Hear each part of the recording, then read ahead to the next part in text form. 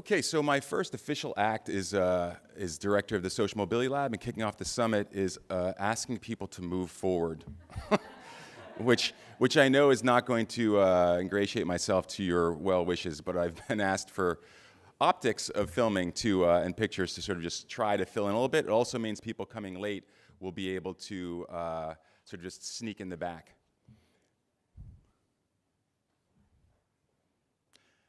All right, now I feel particularly bad because I've just asked our dean to move up too, so sorry about that, Mark.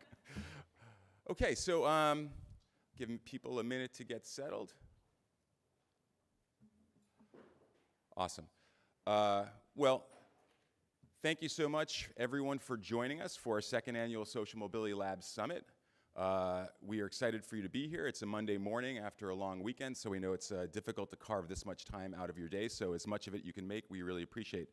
I want to start, actually, where most people end. After a production like this, whether it's a movie or whatever, you see the credits roll at the end, which is unfortunate because it means that all the people who actually made something possible, people are sort of streaming out.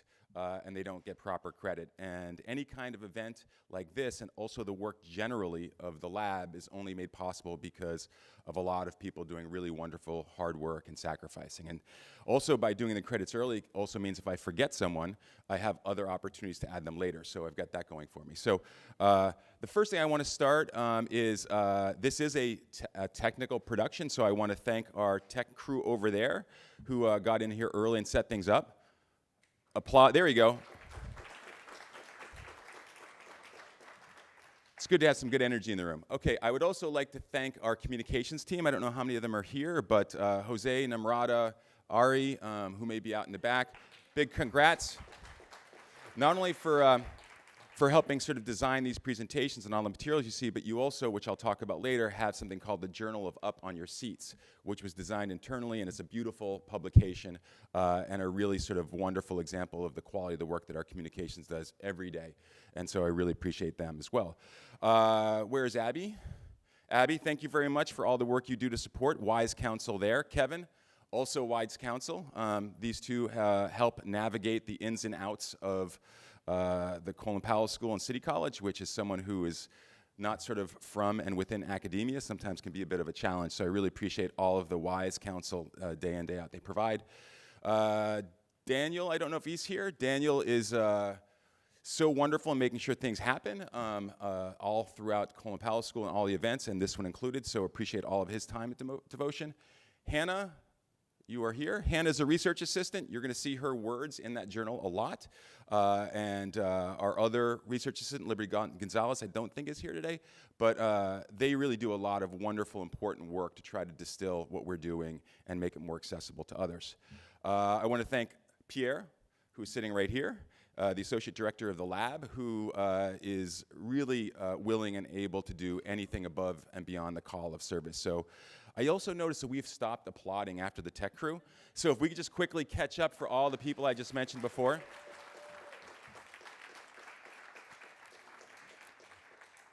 I would also like to thank the folks who have served other roles. We have an advisory committee many members are here, and so they attend our brown bag lunches, they review grants, they play a really important role for making our work move forward.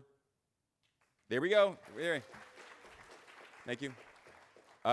You will hear from our current grantees, you will meet our new grantees, and then there are some past grantees here. And obviously the learning that they produce is so critical to the lab. So thank you all for attending and for the wonderful work that you're doing to advance social mobility for people in our community and beyond. I would also like to thank the leadership within City College and the Colin Powell School. I will introduce our president, Vince Boudreau, in a moment. Dee Dee, thank you for also coming here today. And our dean, Mark Ostfeld, who will close us out later today. But obviously, the support they provide to the lab in terms of making this center to the work of City College and the Colin Powell School is critical. And it is, I literally almost did sort of a Bette Midler reference, like Wind Beneath Our Wings, but which I guess I just did passive aggressively. So there you go. They're the wind beneath our wings. So thank you for all of that. I also want to thank the people who make the work possible in another fashion, which is sort of funding this support. So there are representatives from Kyndryl here. Were they? There we go. Thank you very much. And we've got a representative from the Gambrell Foundation. Thank you very much, Melissa, for joining us. And I think we may have online some folks from the Friedman Family Foundation. So thank you so much for joining us, the work that you do, and the support, not only in terms of the financial support, but also the counsel, and the motivation is really sort of critical to the work that we do. I also finally want to thank, and maybe give the most credit to, in all deference to everyone else, the students who are in this room, and the students who aren't in this room. And so the work that we do at the Social Mobility Lab is to create more of it for not only our students, but the communities they represent at City College and beyond. And so we'll hear from two of them today who will come up here and bravely share parts of their journey, and others will be here in person and online. So again, a big shout out to our students and the work that they do every day for themselves and their families. Okay, so let's get this party started. So just a quick sort of review of where we are. I'm going to introduce Vince to give welcoming remarks in a second. I'll come back and talk a little bit about the lab and the work that we're doing. We're going to hear first from one student to sort of kick us off.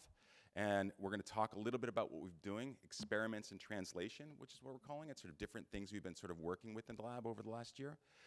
We will then go into sort of the first of 3 grantee presentations, where a group of 2 grantees will sort of present and share their new work. And then we'll pause and ask questions and reflect about sort of like, what did they just say mean something that I want someone else to know about, or that we want to do something about? And so there's a very active participant role where you will be providing us with ideas where hopefully we can sort of advance social mobility. And we'll take a break for lunch, and then we'll come back, get kicked off by some inspiring words from another student, and then repeat that process with 2 grantees. And then we'll have closing remarks from Dean Ostfeld. So I think that's it. Thank you very much for your patience in my opening, non-opening, closing remarks. And I would like to now welcome to the stage President Vince Boudreau.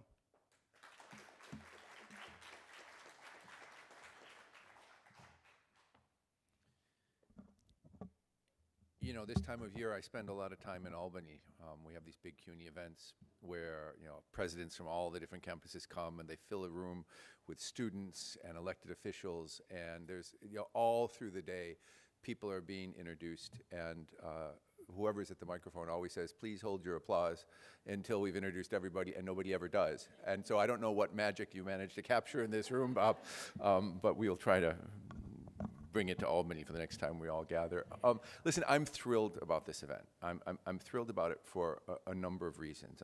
And the first is, you know, there really is no aspect of the work that we do at City College that has more fidelity to our founding vision than the work we do around social mobility. Like, if you think about why we exist, why we were judged to be necessary 180 years ago, and why we're still necessary today, it's the act of creating social mobility in the people that come to this campus. And it's particularly important. Now, you think about the 1940s, the 1950s, the 1960s, and the economic climate, the demographics of the United States, the legacy of the Great Migration meant that social mobility was a kind of robust fact of social and political life in the United States. That simply is not the case anymore. It's just not. When I talk, you know, especially to alumni, when I talk to them about the value proposition of City College and why they should be supporting it, I mean, there's 2 things that really matter, I think, in those conversations. And the first is recognizing that some of the people in one of those alumni rooms will have graduated in 1949 and 1951 and all the way through to them. There's this kind of idea of, you know, the old City College and the new City College, right? When we were judged to be and talked about as the Harvard of the working class. And then, you know, that has changed through the years, and it particularly changed. Some of them just simply can't get over the idea of open admissions. They just can't. And what social mobility tells us is whatever it is you see when you look at the history of City College, whatever you see when you see the demographic change of our student body, which, by the way, is not the first demographic change we've ever had, right? We have been changing demographically since our founding. whatever you see, the work and the accomplishments of the college in terms of social mobility, in terms of providing a future for the people that come to this campus, is absolutely continuous over the years.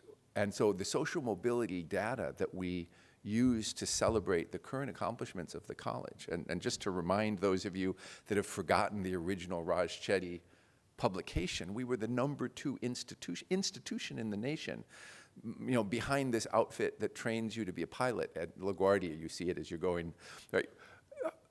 In the nation, in doing exactly the thing that we were founded to do.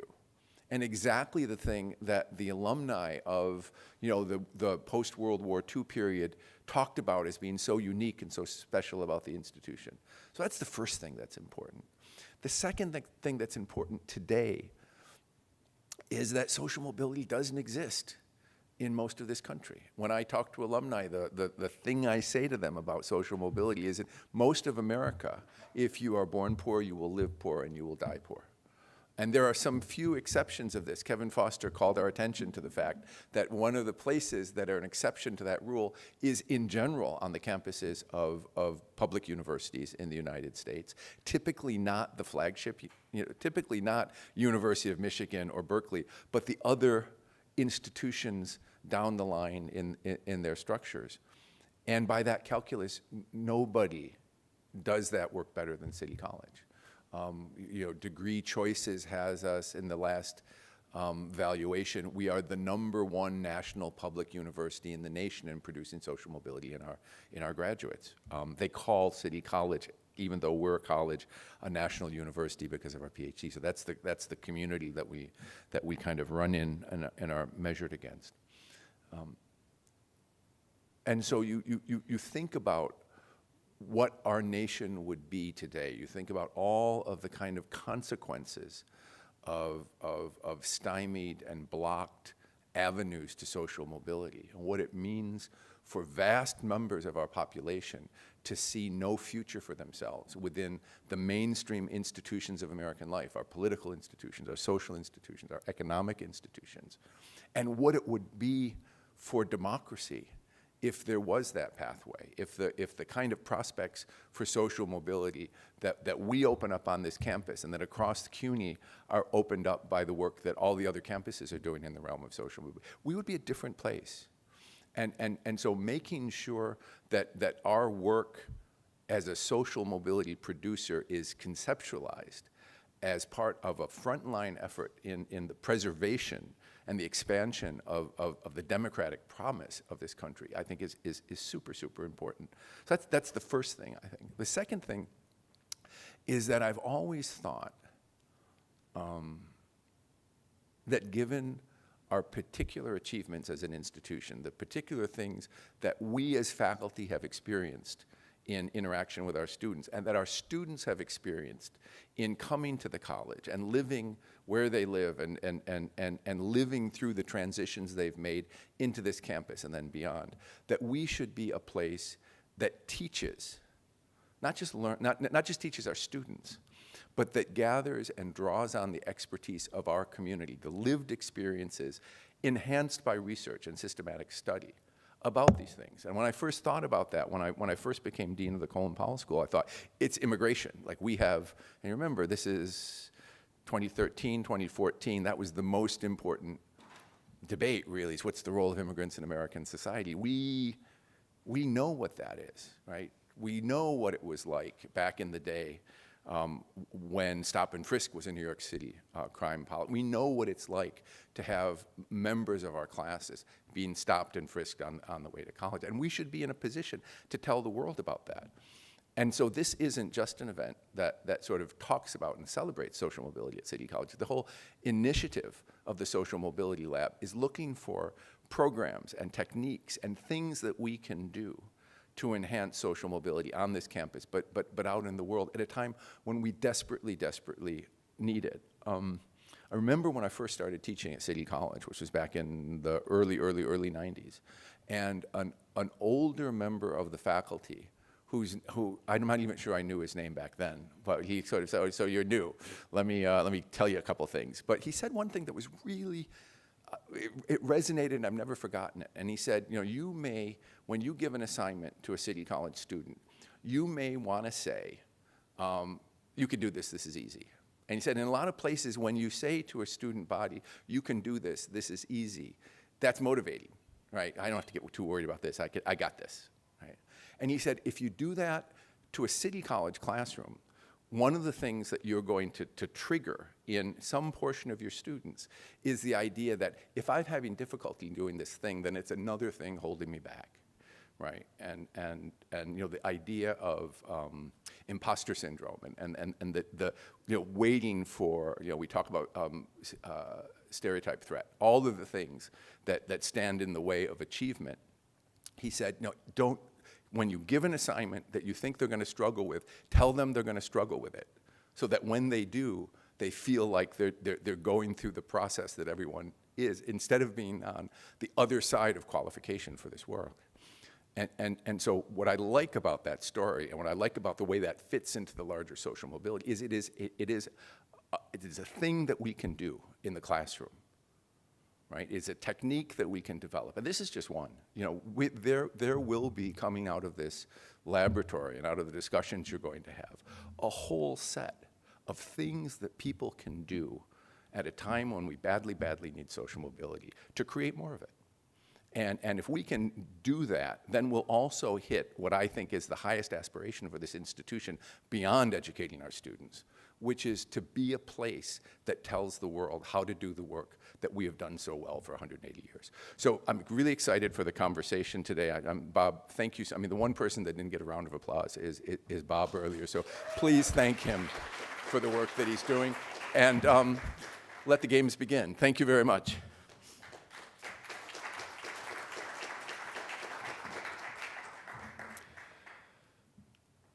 Okay, so I'm just going to take a couple minutes very briefly to share a little bit about the lab and sort of level set us for what you'll see the rest of the day. The goal is essentially for us to try to, in what Vince just described, like find things that we can do in a very simple way. So we're trying to discover new ways to accelerate and expand opportunity, not just for our students and their families, but also the communities they represent throughout the country. We believe that the only reason to study social mobility is to create more of it. And yet we also recognize that sometimes within the world of academia, we're not necessarily incentivized to sort of do that. And so the model that we have is a virtuous circle, which is, yes, we're going to continue to learn. We do that through grant making, but we also learn through other people's work as well. And then we put a real emphasis on translating that knowledge into ways that can sort of inform and improve people's lives, and then engage those people who really need the information most directly. So by way of review, don't get too excited. That's like the only really fancy transition I think we have in slides. Actually, there are two more coming up. But I just want to sort of, when we first started this, and the one person who I didn't thank actually was our former dean, Andy Rich, who was recently experienced his wonderful day of convocation as president of the university at Franklin and Marshall. And it was largely through his vision and support we were able to make this happen. And when we first sort of did our first round of grantees, you'll see here, they were all within the CUNY system. The next year, we said, let's open this up sort of nationally, and you'll hear from most of, actually all of these people here today. And so now we expanded our network. And now I'd like to introduce our new round of grantees. There we go. Many of which are joining us, virtually. What's interesting here is we also have our first international grantee joining us from Turkey.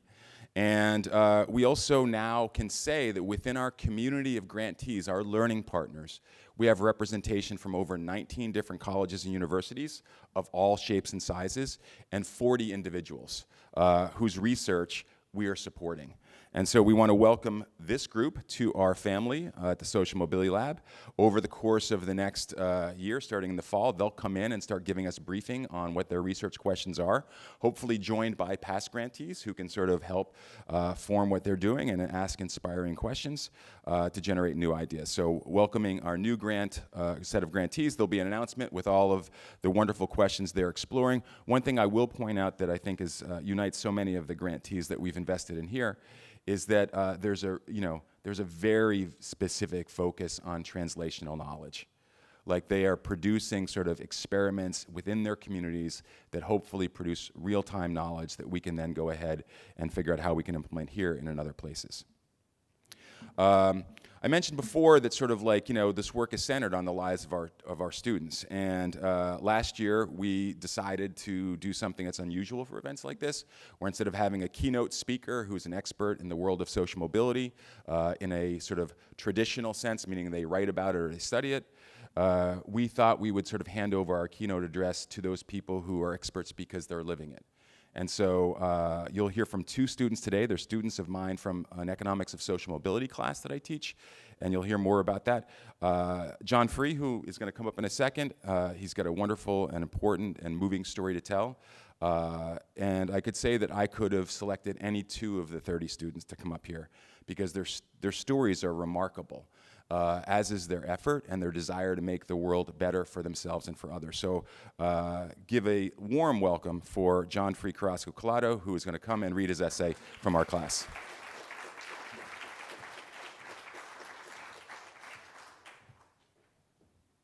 Good morning, everyone. So you know, my name is John Free, and I will share my story with you all today.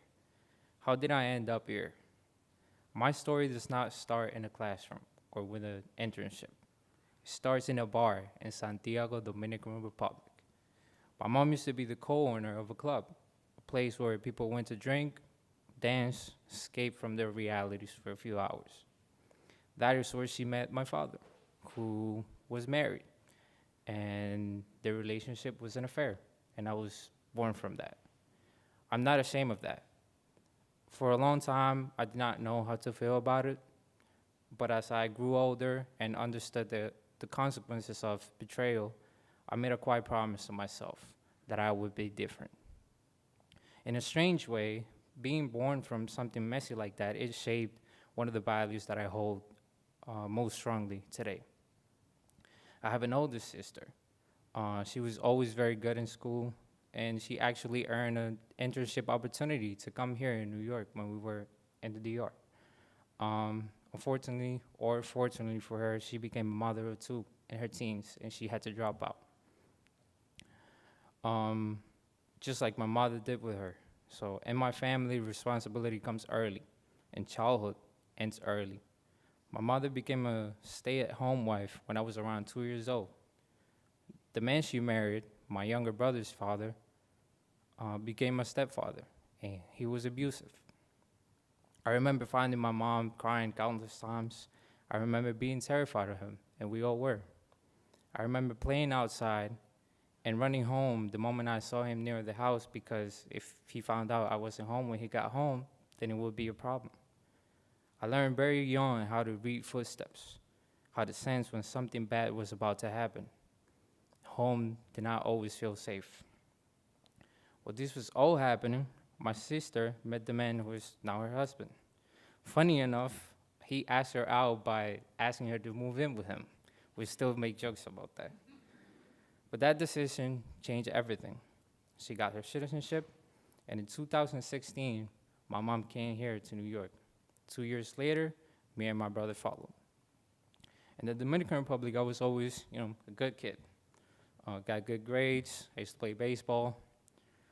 And I was decent at many things, but I never felt like I truly excelled at anything specific. It was like being good enough everywhere, but not truly exceptional. And that feeling has followed me for way longer than I'd like to admit. When I arrived in New York, I went to Claremont International High School in the Bronx. It was not what I imagined school in America was going to be. There were gangs, drugs, fights, kids getting stabbed. Violence felt normal, survival felt normal, and I was always in the middle of it. I did many things I'm not proud of, things I still regret, but I was trying to fit in a place that I did not belong, and to protect myself before anyone could hurt me first. I wanted to be that good kid, but everything around me said that being good was weak, so I adapted, became harder, more aggressive. And at the time, it was necessary. Looking back, I realized I was split into two. There was a kid that survived abuse and just wanted peace, and a teenager who felt like he had to prove himself every day to be respected. And that tension defined my high school years. I was saved by one teacher, Ms. Daniel, who I love to death. I still think about her very often. She saw something in me that I did not see in myself. She believed I was way more than my environment and more than my mistakes. And I made her a promise that I would make it proud. I take promises very seriously, maybe because many of them were broken around me when I was younger. Funny enough, I have never texted her since I graduated high school because I felt like I didn't want to go back to her with more problems. I wanted to go back when I had something real to show, something that proved that she was right about me. Now that I'm in college, I have great GPA, good grades, my professors respect me. On paper, everything looks good, but sometimes it feels like that's all it is. At one point, I was almost certain I was going to drop out of college. College felt heavy. I felt out of place, and I looked around and I thought, these people belong here, and I don't. Then I met Professor Hugh Fox, who was also my advisor, and he believed in me in a way that felt genuine and real. And because of him, I stayed. And today, I'm glad I did. Around the same time, I met this guy at the gym, Puerto Rican guy named Hector. Toughest guy you could ever meet. He became like a father figure to me. Not through long speeches, but through presence, discipline, respect. Everywhere I went, people treated me differently because I was with him. For the first time, respect did not come from a place of being reckless. It came from an association with someone disciplined and respected. That shifted something in me, and I realized there were different ways to be strong. The social mobility class has forced me to think about questions that make me uncomfortable. Where do you feel like you belong? The honest answer to that is, I did not fully know. Not really in college, not fully in New York City, but I also never felt the same way when I was in the DR. So, how did I end up here? I ended up here because I survived abuse that could have broken me, because my sister took a risk and came to New York first, because my mom endured more than she could have and kept going, because teachers like Ms. Dania and my professors refused to let me become another statistic, because they did not let me quit, because a random guy I met at the gym showed me that strength does not have to come from destruction. I was an abused kid who was born from an affair. I made a lot of mistakes, and sometimes I still feel like I'm a fraud. But I'm also not a quitter.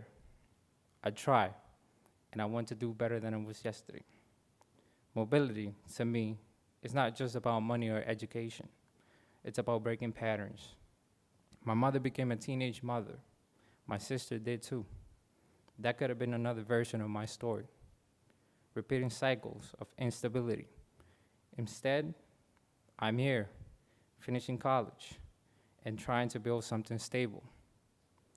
I'm still figuring out where I belong. Maybe belonging is not a place. Maybe it is a direction. Maybe it is choosing to move forward when you feel out of place. I did not end up here because I was perfect. I ended up here because in the middle of the violence and confusion, I found people who believed I could be more. And eventually, I decided to believe them too. Thank you.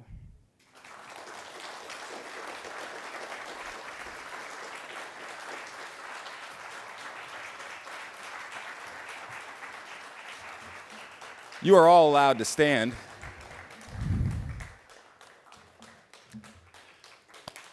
You don't have to.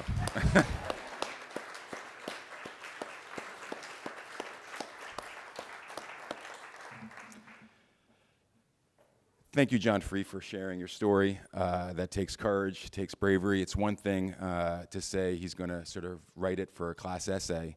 It's another thing when his professor says, will you come and sort of share it in a room full of strangers? And it's that kind of bravery that we learn from, and it inspires others, and that's what you've done here today. So thank you.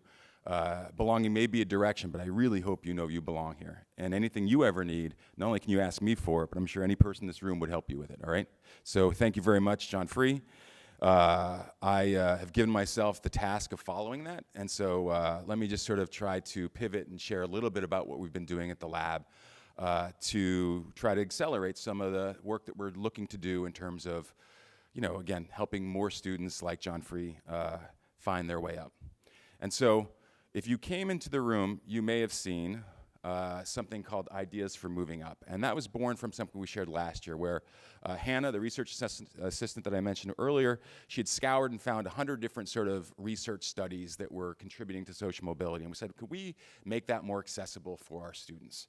And so each quarter, we basically created an essay, or she created an essay, I should say, that basically was themed around things that were going on in our campus. Do you feel like, what's happening in the classroom connection? Another one in the beginning of the year was around belonging. And basically trying to summarize studies in a way that was really accessible for others. And this would appear on our online blog, and then it would share in its totality on things like LinkedIn and Instagram. But then we said, well, it's still too long. And in the spirit of Winston Churchill, who in the middle of World War II, who was overrun with reading so much, he said, please give me the essential facts. Sort of brief, short, cut to the chase. And so this is a couple of examples you may have seen sort of coming on before, which is essentially sort of like ways in which we can sort of take research and say, what can I do with it, to Vince's previous point. So what's the best seat in the class? There's research that shows where you sit matters. And how do we translate so that can actually impact where people sit? And how does that, as a professor, encourage you to help people sit someplace else as well? Ari, who I don't know is here either, who was here earlier, but she may have gone, is one of our communications folks. And she was like, hey, Bad Bunny just performed at the Super Bowl. And I remember seeing some of the research. And some of this research is actually really related to his story. And so we basically said, yeah, he believed in himself, which is critical for working hard, which leads to sort of increasing your chances. And he also had a part-time job, also associated. So how do we sort of take even what's happening in popular culture and translate it back to the research that matters so much? You all have in your seats the Journal of Up, which is, again, featuring some of the things that I just mentioned, but other kinds of content. This was a desire to have a journal that is based in research, but not a traditional academic journal. There's nothing in here that's peer-reviewed. We were able to sort of turn around and create it in a matter of months, not years. And it is something that we feel incredibly proud about because it centers the voices we want to center. And so we had a partnership with our journalism program where we basically gave them that same data set of 100 surveys. 100 research studies, and said, find one that speaks to you, that sort of is reflective of your lived experience, and write about it. And so this is someone who's talking about imposter syndrome, connecting the paper to his life. We also sort of funded a student photojournalist who followed around a person they knew who had a lot of dual sort of demands on her life. She wanted to get into early education, but she herself actually had to take care of one of her sisters. And so created a very moving photo essay that you'll see in there in terms of, what her day looks like, what her week looks like, and the reflections on that. Another thing you'll see in here is something that we did in conjunction with Gell, a design firm in Europe, and with University of California at Berkeley. And it was this idea about there is inspiration all around us. In the world in general, but specifically at City College. But are we seeing it? And if they see it, can it help actually inspire journeys? In fact, John Free took my class because he went on this tour.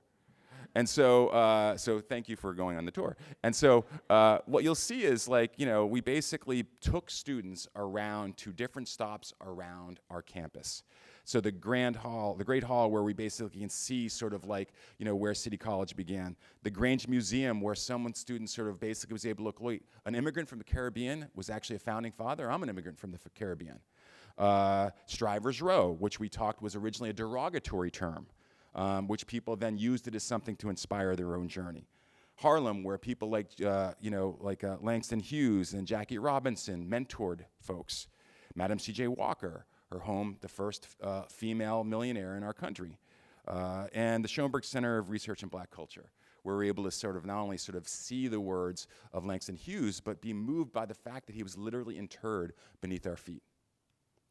And what's really interesting about the impact of that is that students actually sort of felt, because we asked them surveys before and after, they felt that they had a stronger belief that they could make a difference. They believed actions mattered. They felt like they belonged. And instead of observing the world around them, they felt they were participating in an experience. They felt like they were proud to be a student. They felt literally that they had people rooting them on from the rafters at the Great Hall, and that people were passing the generational torch onto them, and also a responsibility for them to do the same. If you look at the words they used to describe themselves, both before, they were cold and nervous and curious, and they were inspired and more connected afterwards, and proud to be a student, and looking forward to the things they will accomplish in the future. We asked them to draw pictures about how they felt before and after. Some would fall, the ones in the beginning were more introverted and closed, and at the end they felt inspired, literally standing on a stage graduating. Another thing that we've worked on in the context of the class I've mentioned before is, we all want to sort of write and put words out there about social mobility that can make a difference, but too often those words that are written or shared are basically for people like us, academics, people who, read books that are written by folks that even try to take knowledge and translate it into sort of more accessible ways. Malcolm Gladwell, Adam Grant, these are all very sort of important pieces to put and make more accessible. But if I asked you, when was the last book that was written explicitly for a poor young person who was trying to make it, you'd be hard-pressed to figure out what that would be. And then also asking ourselves, instead of questioning like, oh, young people don't read anymore, realizing actually they're reading 10 to 20,000 words every day. They're just scrolling. And so maybe we're not writing it in the way in which they would find it more appealing and useful to them. And so Upwards, a Striver's Guide to a Better Life was actually sort of the textbook that we are using in our class, which is being written every week for and with them. Every week they get a chapter named Dreams or Education or Work. It's almost something that could be a collection of posts, questions to reflect on their own lives, facts that they should sort of take into consideration when making decisions. And the feedback, which was anonymous, but still probably a little stilted, that I got from the students was pretty incredible. It's not a typical textbook that I have to read so many words to tell a story. To be honest, it's the first textbook I haven't dreaded reading. The chapters like Education, Dream, Origin, and Identity hit close to home for me. I felt that reading and discussing this made me feel more aware of myself and others. The most useful thing for me was how much I could relate to the text. It was a textbook that had questions about you, your true identity, whether it be what your dream is, where you want to work, etc. I loved reading each chapter as it made me emotional reading it sometimes. It looks not only feed us information, but feed us life skills and choices that you made and what you learned from that we can learn better to a better life. There wasn't anything that wasn't working for Mel. The quotes are perfect. It was perfect for me. And so, in the context of this, we're now working to sort of figure out how we get this in the hands of more people. We've already had conversations with other universities about how we're going to translate this into sort of online resources. We're going to print it and share with more students in our university that they can benefit and sort of reflect upon their own lives in language and terms that are accessible and meant explicitly for them. Obviously, anyone who's here from other universities, if you're interested in learning more about this, would be happy to tell you more during one of the breaks. The final thing, and sort of a very meta example of sort of like experimenting, is that you're going to be asked, after hearing from two of our grantees, to sort of share your ideas by using a QR code. And last year, we just basically did it to collect. We collected over 100 ideas that we then gave back to the researchers, or we thought about ourselves, that we could be doing to sort of improve things happening on campus, which was incredibly valuable. One of the professors in our economics department actually reached out to us and said, hey, we'd like to do an experiment with this exercise. Now, I can't say anything about the experiment because it would obviously bias the results. But when we get to this point, you're going to realize a little bit about what we're asking you to do. But I think the larger point here is that we're doing it because we're always looking for opportunities to learn and to try new things. And even taking a meeting like this as an opportunity to help someone else learn about their research is a critical opportunity for us. Okay, so now I'm going to go and turn it over to our first set of two grantees. We're grouping these loosely around themes that are similar. So the first two grantees that you will hear about are regarding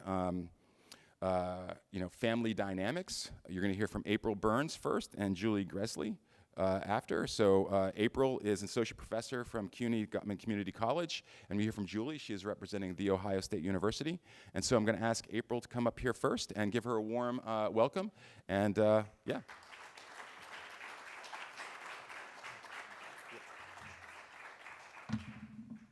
I don't know if I need to move this. I just want to reiterate that being up here is not easy, especially as a first-generation college graduate. But if, John, you can do it, then I can do it.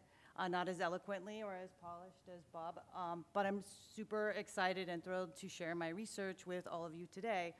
This research is a long time coming and only made possible by the financial and intellectual support of the Social Mobility Lab.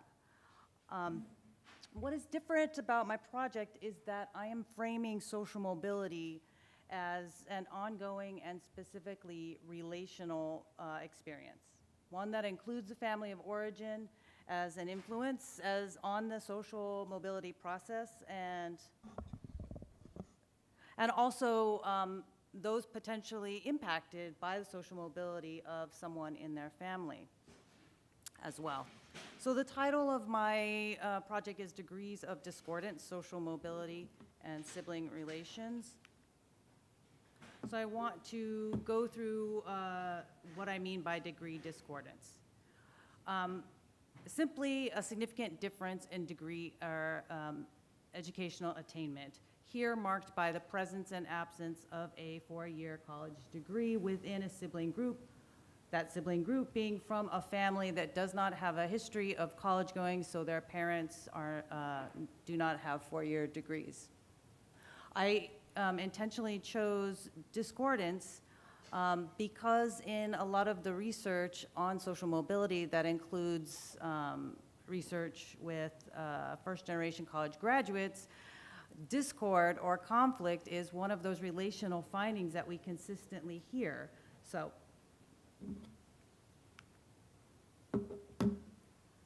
raise your hand here if you have a sibling, a half-sibling, step-sibling.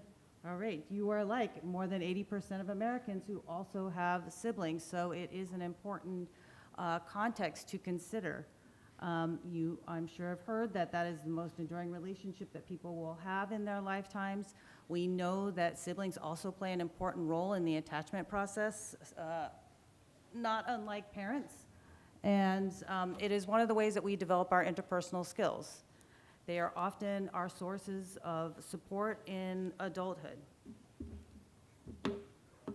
Also, there is a growing and new interest in sibling dynamics currently in popular culture and in social science research. I'm thinking of the recent New York Times Magazine article in 2025 featuring siblings who are academically successful across their sibling group. So that article referenced research that talked about that attributed this academic similarity of those siblings, and a third of it was attributed to sibling spillover. So the spillover effect of one sibling's academic attainment onto the other siblings. And that third was distinct from a shared environment or overlapping genetic similarities. That research also, the research referenced also pointed out that the spillover effect can be a negative impact if the sibling group is from a lower socioeconomic status, right? Then they have a greater likelihood of staying in that status, which is not news to all of you. But everybody profiled in that article had similarly high levels of achievement, both academically and professionally. Separately, in pop culture, I don't know if you've noticed, but I have as a researcher in sibling dynamics, there's been several new series and treatments or pop culture references that feature sibling cross-class sibling dynamics. So Sirens, the Better Sister, even Hunting Wives, all the central theme throughout is the conflict between cross-class sibling relationships. So my research kind of sits at the intersection of those kinds of dynamics. One, to bring a research lens on sort of the spillover effect, but addressing the sibling dynamics of conflict that are represented to us in more popular formats. So what is the importance of focusing on non-degreed siblings? So in previous research, I also focused on first-generation college graduates. But now I want to take a family systems approach and a more expansive view of social mobility and focus on the less degreed sibling. As our first role model, as our first peer, they still, adults in the US, the majority of adults in the US still do not have a degree. And we see them, we hear them quite regularly invoked in narratives of social mobility. We see family and community, one of the central themes of Bad Bunny's halftime show. John Free referenced his siblings. So they show up in first generation narratives. Also, as our first set of peers, there is an assumed equality among siblings that is somewhat challenged by differential levels of academic and professional success. Why I'm focusing on degree status is that we are increasingly and intensely polarized culturally and politically in this country, and that is marked by having or not having a degree. A degree attainment predicts our political affiliation in a way that it rarely has in the past. And this is important because one political affiliation is especially hostile to education, institutions of education, and the knowledge-seeking endeavor overall. And it's not a neutral distinction, right? The degree is associated with a range of positive outcomes, including health and well-being, and range of relationships that they have access to, whereas not having a degree is associated with a host of more negative outcomes in terms of health and well-being and social connection. One of the most concerning findings is this loss of friendships that is reported by respondents with a high school diploma or less. Non-degreed Americans as a group report much fewer friendships than those with degrees, which perhaps puts an even greater emphasis on their relationships with their sibling, perhaps even a disparate emphasis on from that side, from the non-degreed sibling side, as opposed to the degreed sibling side, right?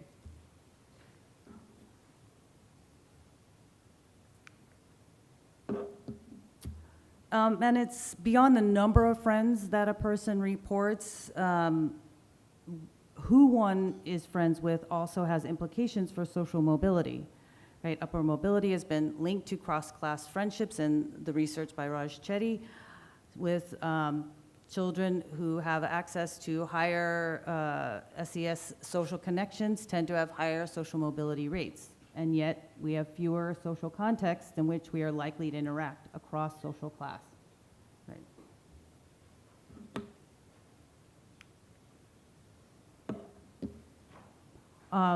So this hopefully reinforces why I'm focusing on cross-degree sibling relationships as one of the few consistent cross-class connections that first-generation college graduates and socially mobile people may have.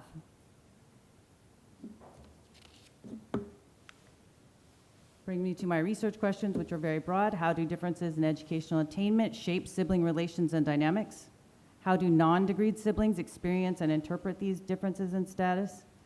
And what do these dynamics reveal about broader social relations across education and class beyond the family? My methodology is exploratory and qualitative, which is appropriate given the very limited existing research in this area. I will be applying an abductive analysis to focus on, well, abductive analysis being an iteration or an evolution of grounded theory, which allows me to move from an unexplored area to more research questions and with the potential to have hypothesis testing research down the line. But there is a symmetry between that analytic lens and the key dynamics found in sibling relationships, which is the focus on paradox, contradiction, and ambivalence. Ambivalence being one of the inherent tensions in sibling relationships overall and in general, which it's one of those characteristics that is frequently addressed in clinical work with siblings. I'm in the middle of data collection right now. My data is semi-structured interviews with individuals, cover 3 broad areas: their educational experiences, their sibling and family relationships, and their explanations for differences in attainment. So far, my interview data has been balanced by gender. It is not racially diverse yet. It is disproportionately includes participants who are white, and on the older end of the age range, the median age is 43. So in the future, I am recruiting still 10 to 15 additional participants, focusing heavily on recruiting Hispanic, Latinx, and Asian Pacific Islander and Desi American representation. All right, so I want to be very cautionary and preliminary about presenting these emerging themes. The themes here are taken just from their responses, my interviewees' responses on questions about their family and sibling relationships. So when talking about their siblings, they were universally proud of their degreed siblings' accomplishments. And when asked if they thought their siblings were proud of them, they generally also thought their sibling was similarly proud of them.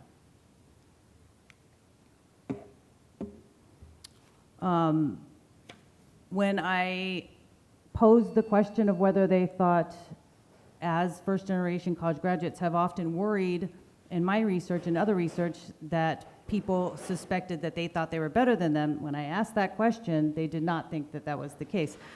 Maybe one person suspected that, but everybody else said, no, that's not a dynamic in my relationship with my sibling. They did, however, feel judged and as less than by the general public. And in fact, as soon as I asked them about their experiences in school, one of the first things they said was to assert that they were smart, that they were hardworking, that they had academic pursuits and loved learning. They just did not like school. Often participants, when asked if their siblings judged them, said no, but they themselves judged themselves for the choices that they made. And they often did say that they thought that their sibling was superior in their work ethic or their skill or some other way. They did describe their siblings as being very different from them in personality, temperament, skills, but they did not identify this as a significant source of conflict between them.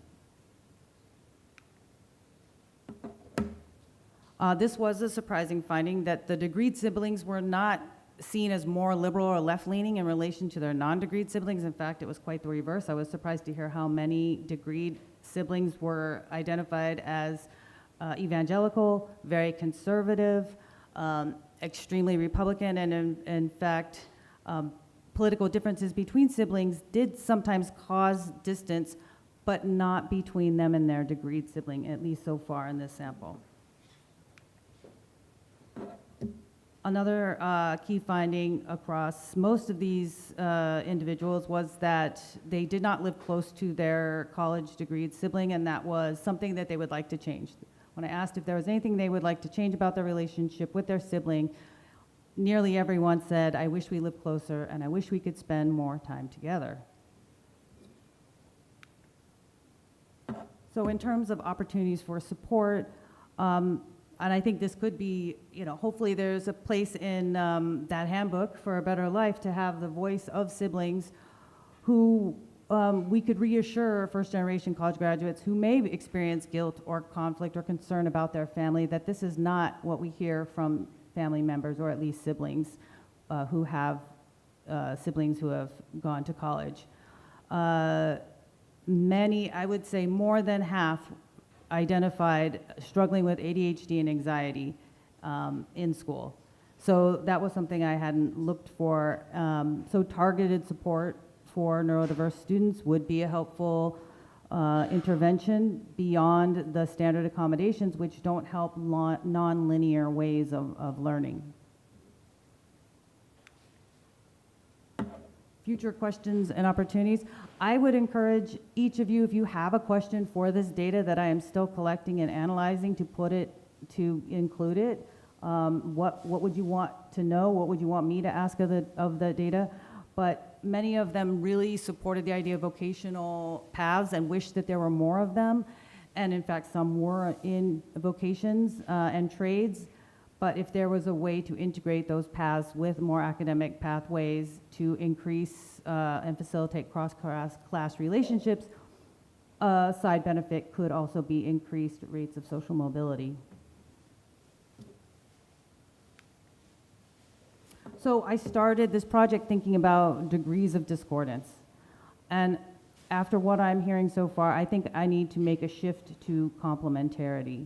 So maybe cross-credential sibling complementarity when I'm thinking about the work of Esther Perel, noted clinical psychologist, about the ways that people stay connected is through this sense of complementarity rather than polarization. So this is a microcosm kind of dynamic that we could maybe kind of export more widely, interrupting what I had initially thought only working from the perspective of the socially mobile.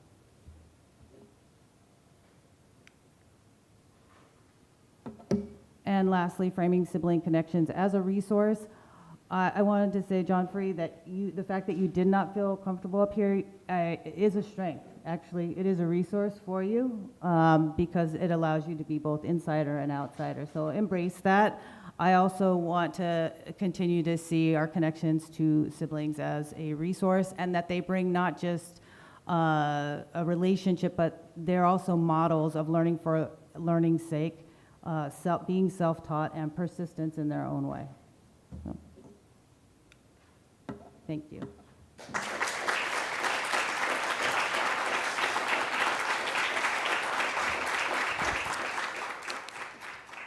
I'm pleased to turn the table over to Julie Gressley.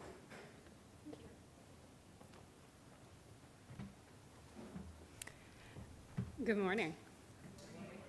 Let's give April a hand for being the first. That is a tough job, and I'm grateful she took that job.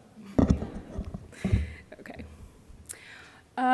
Well, first, I'm excited to share a little of the work that I've been doing with Dr. Hanks at OSU, where we've explored the intergenerational effects of job mismatch. And I wanted to thank the Social Mobility Lab again for helping to support this work. So let's get started. Okay. So we know from labor economic literature that family background is strongly tied to human capital investment on their children. And we also know that income, race, and sex are all linked to differences in educational attainment right now. But the focus on the role of population density, or also termed urbanicity or ruralness, has been more limited when evaluating international or intergenerational outcomes. Much of the education policy has been promoting post-secondary education as a pathway for economic opportunity and economic success, but we've seen a rise in the incidence of overeducation on our educated population. And that's come alongside of the increasing cost of education for recipients and their families. So this work aims to sort of explore those gaps and contribute to the understanding contextual framings behind this family background mechanism. So why should we care about this? Well, young people learn about labor markets and job requirements primarily from their families, from their parents. But most of the highly educated workers cluster in urban areas, and there's quite a bit of research that focuses on how to attract these most skilled workers to these urban areas. However, what we've seen going on with the US population, in addition to my sample, is that the rural population has cut in half. And at this point, many of the non-metro areas or the more rural areas are experiencing skilled worker shortages, and this was exacerbated especially during COVID. The issue of brain drain has been dominant in rural workforce planning discussions for decades. And so this has been a long-term trend that's been occurring. And so introducing the notions of stayers and movers into this framework is also fairly important. And from the sample, part of the most current sample I'm looking at, 25% of the children are actually staying. And interestingly enough, we see a similar pattern of staying and moving in urban areas as well as rural areas. And so the key questions I'm looking at are whether the children of mismatched parents are discouraged from pursuing post-secondary education, or if that makes very little difference to them, and whether the children of job-matched parents are more likely to also job match as adults. And then I want to try to understand the context behind whether ruralness impacts this outcome. So I'm just going to give you some quick definitions for how I studied this. I defined job match as a worker who has the same education level as the occupation requires. Overeducated workers have more education than the occupation typically requires, and an undereducated worker would be a worker who has less education than the occupation requires. And this is actually an undereducated, it sounds bad, but it's actually an awesome thing for the worker because it means they've been able to gain their skills through on-the-job training. I use the PSID for this analysis, and I focus on the core 1988 family. And I do think that with further iterations of this study, we might actually see a generational impact. So while my study focuses on a 1988 family, I think that if I were to evaluate this again using a 1995 family or a 2005 family as the generation I'm following, I might see a very different result. One thing that was a little disappointing to me is that there's a strong marriage bias in the 1988 sample. So you see very little information about single parents, and it's difficult to evaluate using this data set for a single parent household.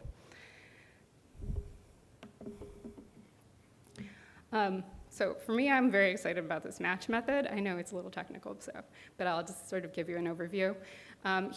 What's different about my approach here is that I use a labor expert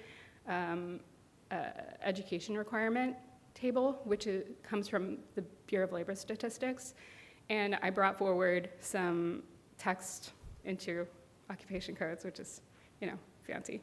I used the 1980 to 81 Occupational Outlook Handbook, and I combined for the 1988 parents. And then I used the most recent National Employment Matrix data, which captures the education and training requirements by that occupation for the 2023 focal children. Let's see.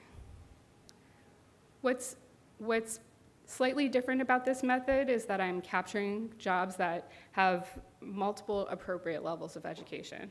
And so many of this type of study only will actually eliminate those and overstate an overeducated situation.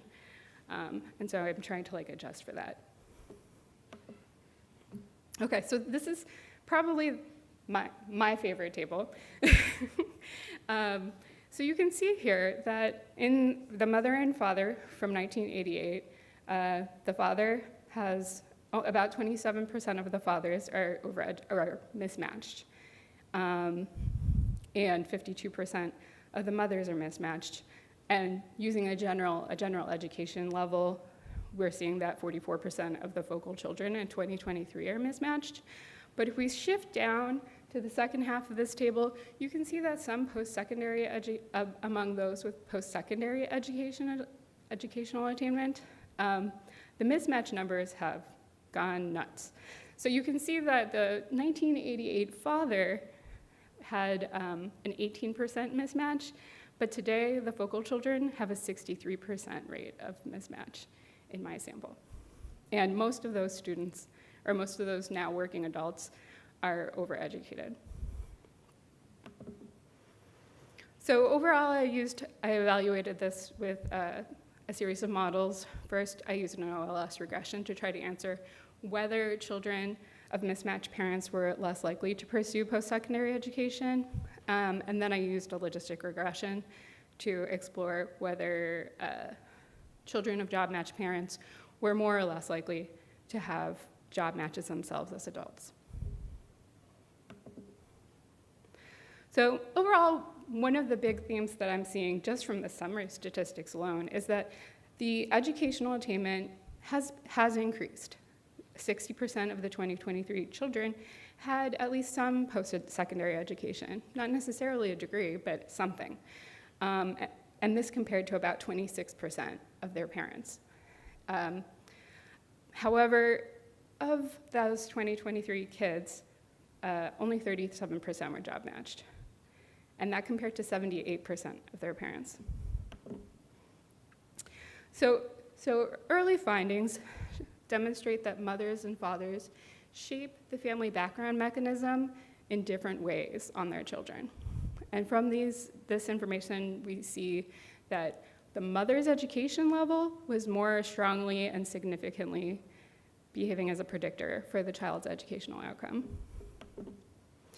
But then we saw also that fathers' labor market experiences were much more likely to be tied to the labor market realized outcomes of the child. And what was surprising was that it was undereducated fathers and job-matched fathers who were more likely to transmit job matching with their children. From our fancy regressions, we found that urbanicity was strongly linked to reduced levels of educational attainment. So as ruralness increases, educational attainment declines.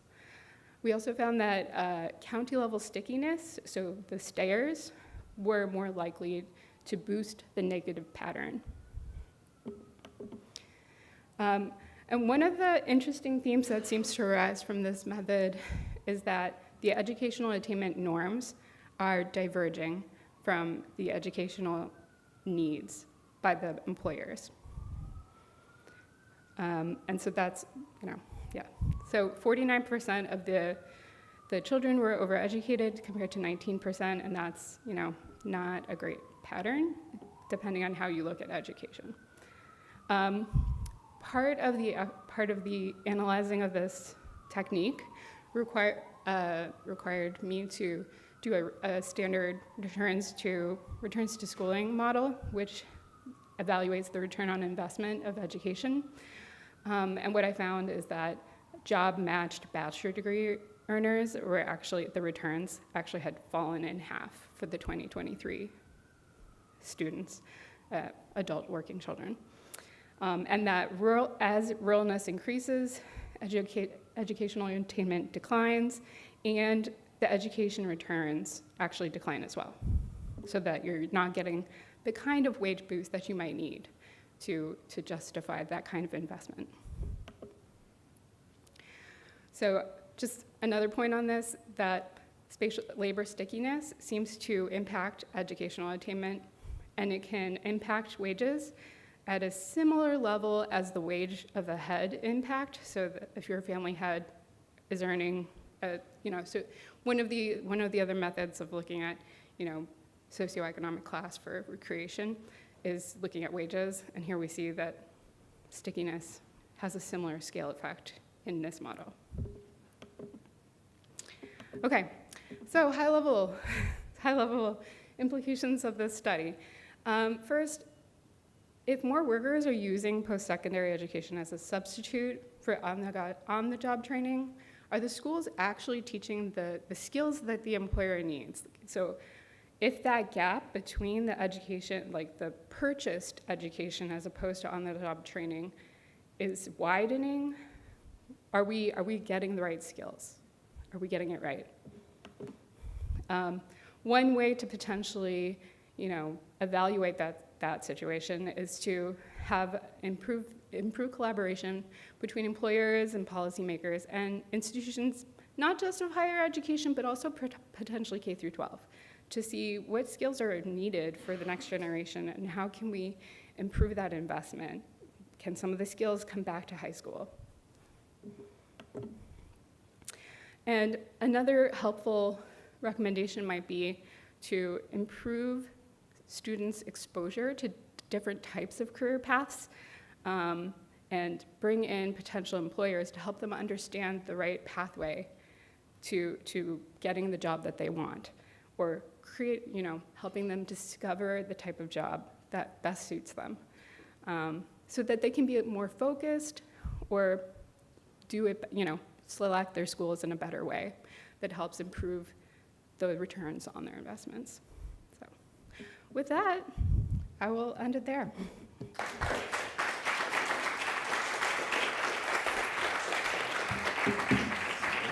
Sure. Okay, so yes, thank you, Al, for coming back up. And so here's where we are in terms of this sort of exercise I was talking about before, which requires a little bit of introduction. So before anyone, don't scan anything yet. If you are sitting from here over, then please scan the one that is closest to you. If you are on the other side of the room, please scan that one. And the only thing I ask is that when you come back from lunch, you sit on the same side of the room that you did before. Now, when you open that, you're going to get a couple of prompts, and the prompts are the ones that you see here. We want to know what new ideas or ahas that were sparked by what you heard.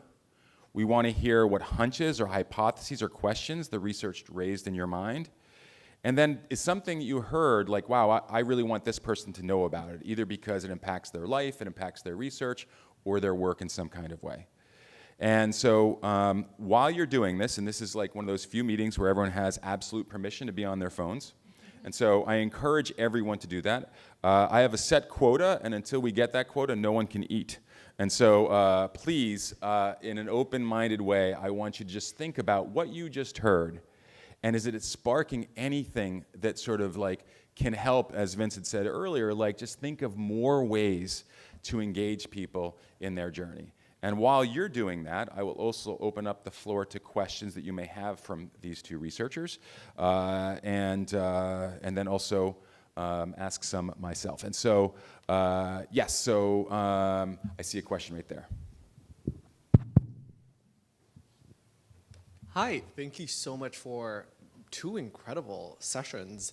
I have one question regarding the second presentation. When we're looking today at the age of AI and how it's really impacting the job market, as a recent college grad, I look at other students, they're like, okay, now I have to pay my loans. And like economically, it's not being that feasible for people because they're recognizing, as you've said, that lots of times you don't necessarily need training from college. Rather, you need, how would I say, like on-the-job training. So with that being said, how do you view social mobility, or sorry, mental health? Because I was looking at a graph that we had with college education to actually decline. Because I know this was one thing that was mentioned in the graph, but now looking at it, when you are economically stressed, this could actually impact you one way or the other. And how do you view that really changing in the long term, especially with developments like how would I say, in technology, but not necessarily impacting education fully yet? Thank you.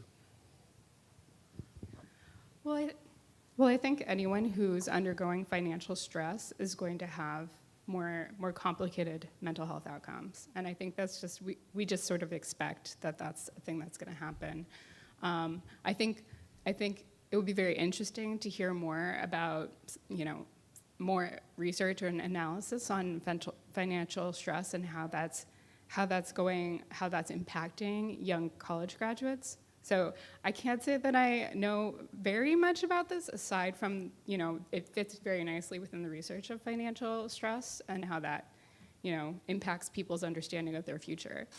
When it comes to AI technology and adoption of new technology, I'm personally very excited about my method and how I could use that to analyze AI going forward. But I think to understand that, I need to actually go look back and understand how frequently the skill requirements for different types of occupations are upskilling, and how that's affecting the different economic structures.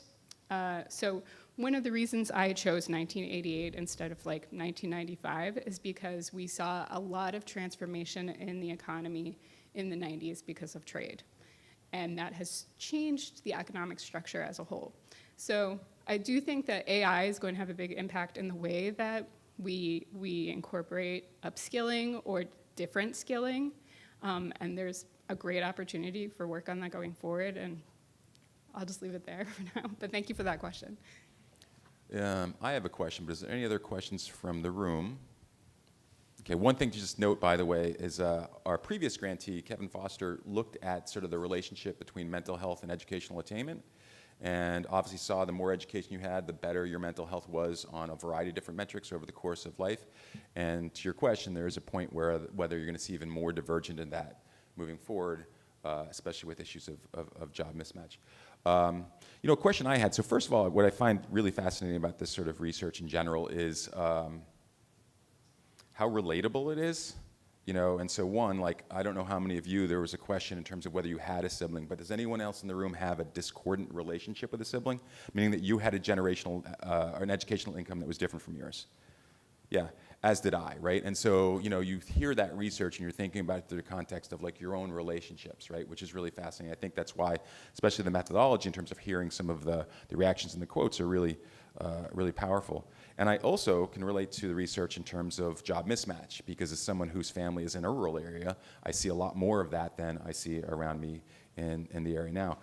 I am interested in terms of for each of you, you have different methods by which you're doing it, and I could also see how your methods would also be something that would be interesting for the other person's research. So with your research, I would be wow, I'd really love to hear what people said about sort of their just job mismatch and how that plays out in sort of kitchen table conversations about career, especially when it's time to go to college. And then similarly, sort of on a larger scale in terms of this issue of discordance, how that sort of plays out on a societal level. Because I think both of the things that you're examining have the potential to grow more discordance and more mismatch. And I'm just wondering in terms of as you think about sort of thinking out whether it's your research or someone else's, where it could be going in terms of to really sort of further capture the dimension of what could be happening on a larger level. And I'll start first with April. Well, one of the things that when you were speaking, it reminded me of a situation that a couple of people reported, which was seeing their sibling take many, many years to struggle to get a 4-year degree, then not end up working in a job that was in their major or field and having debt. And they saw that as a cautionary tale and reinforced their decision or their path of not attending college. So I heard that a couple of times.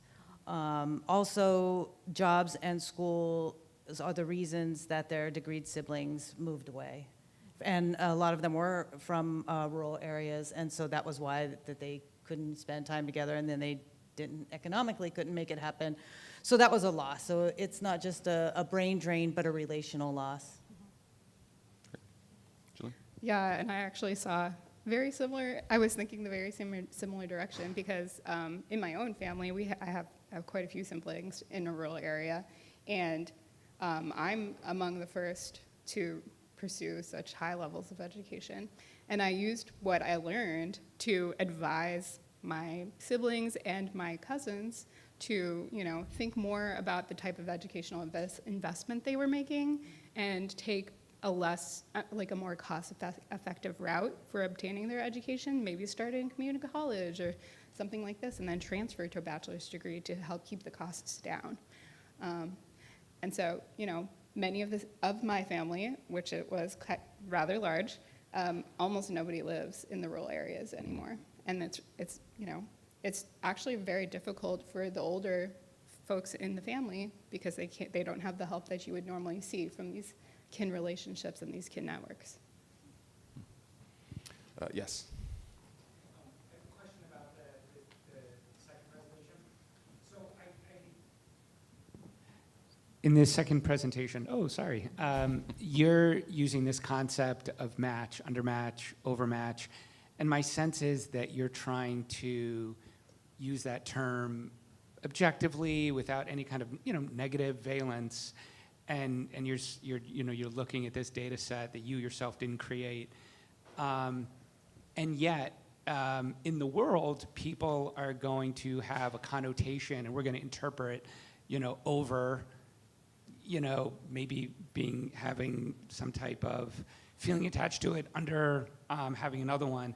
And so I'm wondering if you have thoughts around how the world or those who are interpreting your data, how they might misinterpret it, use it differently.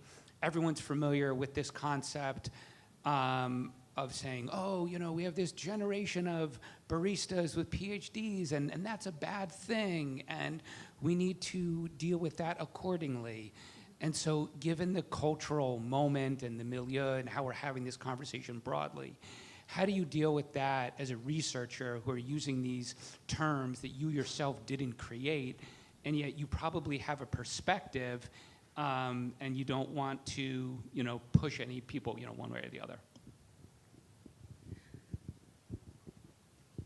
So it's true that I have no judgment on this, and in fact, I actually think the term undereducated is very skewed, because what I'm thinking is that this is the way things used to be. It used to be we used to do things, as a society. Job training was on the job primarily, and we did not, outsource it to universities, for example. And the role of unions in providing on-the-job training that was focused for specific occupations was very valuable. And so, yeah, I would caution the way that the terms are used. Unfortunately, I don't get to decide how they're used, but what I can try to do is provide more context behind what they mean and how we could potentially address them. For example, I would love to see a geographic moment where we can identify areas with large clusters of people who are overeducated, so that we could focus on that labor with areas with labor, education surplus, so we could better use those workers rather than relegate them to jobs for which they're overqualified. Now, workers may choose jobs for which they're overqualified, or they may use education as a signal or as a job competition approach. So for example, if everyone's getting educated, then you're not that special, right? As in terms of the competitive job search market. So I think it's important to understand the function of overeducation as a means to prevent unemployment or a choice to remain in a certain area, rather than sort of as a negative consequence of your own failures or something like this. Yeah. So, okay, one more question. You're good. Oh, Meg, yeah. Thank you. I appreciated both of these presentations. I have two questions, but I'll do one since we're pressed for time. This is for Julie. I was wondering how many of your participants had some college, and to what extent might that be driving some of the results? How does that group fit in the story? Yeah, so the majority of the 2023 children, so actually the distribution of education among the 2023 children was skewed higher, but we actually saw far more of the children in some post-secondary, and that some post-secondary could be college dropout, it could be a 1-year college certificate, it could be a 2-year college certificate, and 2-year degrees are very, very popular in more rural areas. And so to focus solely on a 4-year degree sort of weeds out a huge portion of the rural population. So does that answer your question? Yeah. Okay, great, thank you. Great. So I just want to go back to the previous comment and make something, because I think it's important. I do think that it is interesting for us to sort of reflect on sort of the presentation of research and the terms that we use and whether it incidentally contributes to something we don't intend it to. And it's even on a much larger scale. I mean, we hear consistently that the American dream is dead, or social mobility doesn't exist, or it's not what it used to be. And on one level, these are factually correct for large swaths of the population. But when an individual hears that information, what it actually does is disincentivizes effort, which research shows. And so when you tell people the American dream is possible, or social mobility is, it encourages them to work harder. And so when we're producing research, I think it is always a good thing to say, hey, how do we feel about these terms? Do we need to couch it? Can we turn it?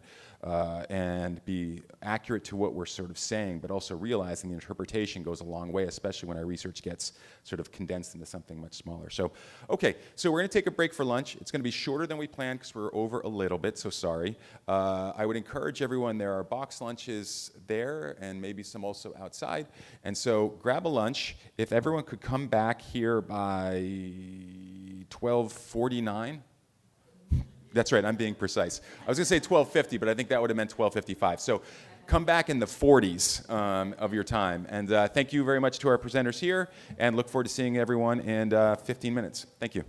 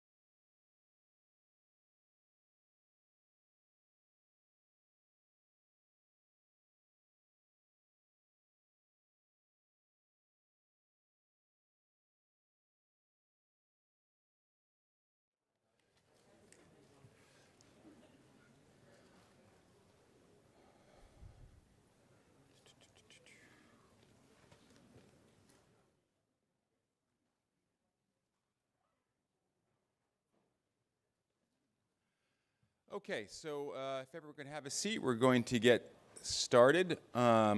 Sorry for the abbreviated lunch. Hope it is satiating enough. So we are going to kick off the second part of the day. And so what we'll have is we're going to hear from a student shortly, and then we're going to have 2 more rounds where researchers present their research and then some closing remarks. And so much like with John Free, Selena Dilraj is a student in my Economics of Social Mobility class. I hope that you find her words and her story as moving as I did. And again, just reflective of the lives of the students and the people who we hope to provide information with so it can improve their journey. It's a real honor to have students being centered here to sort of share their stories and serve as our keynotes. So Selena, will you please come up?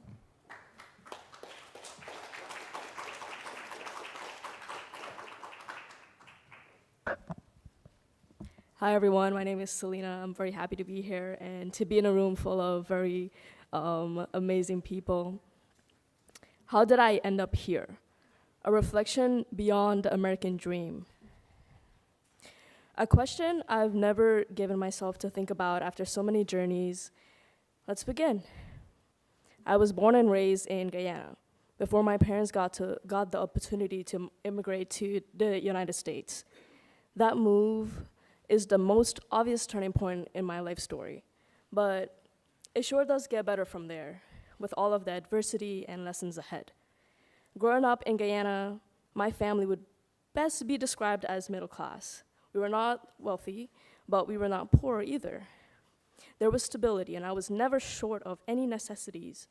My parents worked hard, and like many immigrant families, they believed deeply in education as the pathway to a better life. At the time, I did not think deeper into this. I knew I had to do good in school and be the best that I could to make my parents proud. After all, they are working so hard to provide and ensure I have a good life. Back home, social class was everything. People valued those who were better off with more respect, but they were very big on community. Everyone knew each other and showed up when things went wrong. On the other hand, the school system was very competitive. Being number 1 determines your worth. Respect, recognition, and validation were attached to rank. Early on, I internalized the message that success meant outperforming others, but come to find out, this was not the case everywhere. As we moved to the United States, when I was at the age of 12, I experienced a reset in social and cultural settings. Migration disrupted whatever familiarity and status we had in Guyana. In America, we were starting over. I entered a new school system, new social codes, and a new cultural environment. Even though I spoke English, it was different. There were still differences in accent, slangs, and norms. I became aware very quickly of the social and cultural norms, how children valued school, how they dress, what brands they wore, their neighborhoods they lived in, and how much they complained. I was surprised to see the lunchroom where we were getting food every day. That was a big shock to me. Although I was grateful, I wasn't a fan of many of the meals. I did look forward to mozzarella sticks that served on Thursdays. However, it was a very isolated and uncomfortable adjustment period. Thankfully, for 8th grade, I met one of my best friends whom I don't think I would have approached the influences around me the same if it wasn't for her. I learned to accept who I was while rebuilding and respecting the values I grew up with. As high school came along, I made a pact with myself to become better than who I was a year ago. I built my confidence, attempting to make friends with different people. I participated in class, and I was able to pave my way to feeling like I belong. No one knew me. It was my chance to have a fresh start. During my senior year, I decided to graduate early, but I had no idea how to apply to college or what options I had. Luckily, I was told about Mr. Dwyer, the faculty who was in charge of assisting students with their college application. He's a faculty member I'll always remember. My parents pushed me. He was patient with me. He educated me with what steps I needed to take and helped me along the process. My parents pushed me to go to college, but they had no clue as to what the process was. I had to figure it out all on my own, but they're not to even be blamed. This is also new to them. Now that I have applied to college and selected CCNY, what will I major in? I knew I've always wanted to be an actor, and theater is my way through, but what if my parents don't support it? Thankfully, they did, but advised that I have a backup plan as it is not secure enough. I continued on my path despite having to lie at family functions so everyone saved their comments. It was understandable. My parents have sacrificed so much for me. I have to make sure what I do is worthwhile. So I decided to minor in business administration as well. As a student here now in my final semester, I'm benefiting from generations of policy decisions that made college accessible to students from working class and middle class backgrounds. In our class, we talked about how mobility is not just about individual efforts and about institutional design. I started to seek ways to find opportunities. I realized if I sit back and wait for it to come to me, it will take a very long time. I started asking around about upcoming projects to work on, and I reached out to the specific professors I wanted to work with. Unfortunately, it took a lot more than that. I had to start from the bottom to build my reputation and presence within the theater department. I got discouraged, but I decided to take a different approach. I began working on different shows, first as a stagehand, to an assistant stage manager, assistant director, stage manager, then finally I got casted as a supporting character, and most recently had my debut as a director.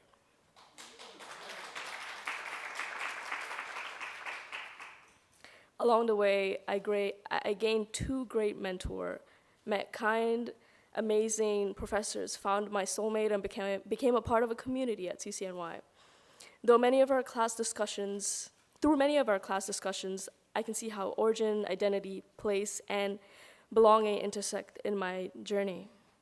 The myth of meritocracy, I've been pronouncing this word all day, but I don't know. Meritocracy, okay, we'll find out after what it means. But that suggests hard work alone determines outcome. I do work hard, but I'm also here because my parents moved countries and provided for me, because public universities exist, because certain teachers invested in me, because I was healthy enough to pursue my goals, because I had just enough financial stability to remain in school. Effort matters, but it is never isolated from structure. Thank you.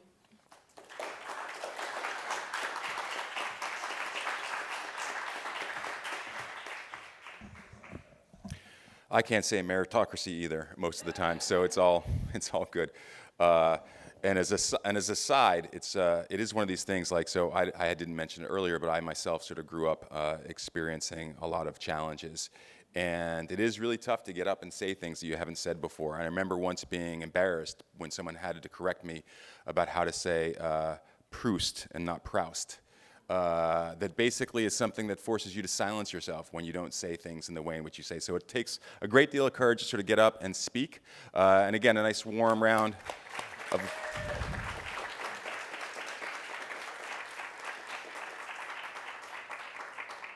You know, I selected Selena's essay also in part not because it's a wonderful and a moving story, but also because it sort of segues very nicely into the next set of grantees that we'll be talking about, which really are looking at the kinds of supports we offer and how institutions do support or discourage pathways up. And so I am thrilled to introduce Teresa Booker and Joyce Kim.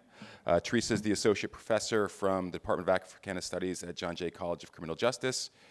And we hear from Joyce, she is a PhD student from UPenn. And so I will welcome Teresa up and give her a warm welcome.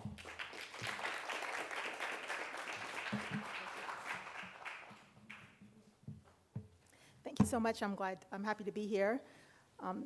My name is Teresa Booker, and I did, my research project is on John Jay College's different programs at John Jay College with regard to social mobility. Students at John Jay enter with very different starting points. Many are first generation, working, commuting, or veterans. And at the same time, access to opportunity is often organized through specific programs and spaces. For example, The Percy Ellis Sutton, or SEEK program, supports students who show college potential but may not have traditional admissions criteria.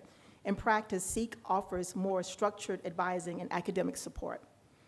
The John Jay Honors Program is a selective undergraduate program with its own curriculum and support structure, which can create clearer pathways to research and mentoring.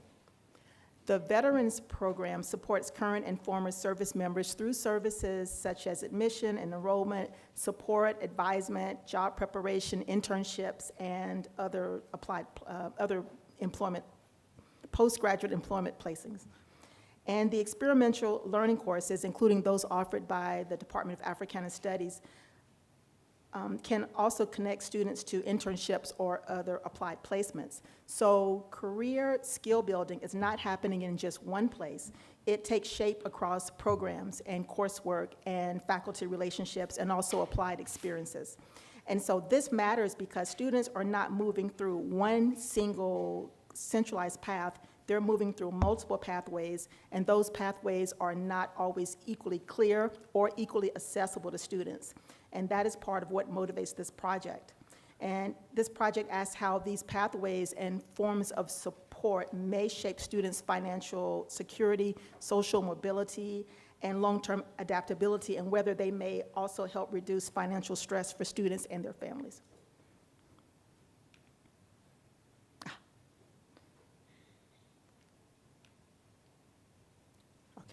John Jay College, in case you don't know, is an urban public commuter institution, which means that many students are balancing school with work and family and other responsibilities. As mentioned, it serves a variety of students, many of who are non-traditional, and these institutional conditions matter because they shape how students engage opportunity and support and career building experiences, and often while managing financial pressures and financial obligations alongside the coursework that they have to do. And so this makes John Jay College a very strong setting for examining how mobile pathways actually operate in practice across a variety of different groups, and whether these pathways can actually contribute to financial security and social mobility and long-term adaptability that helps students reduce financial stress.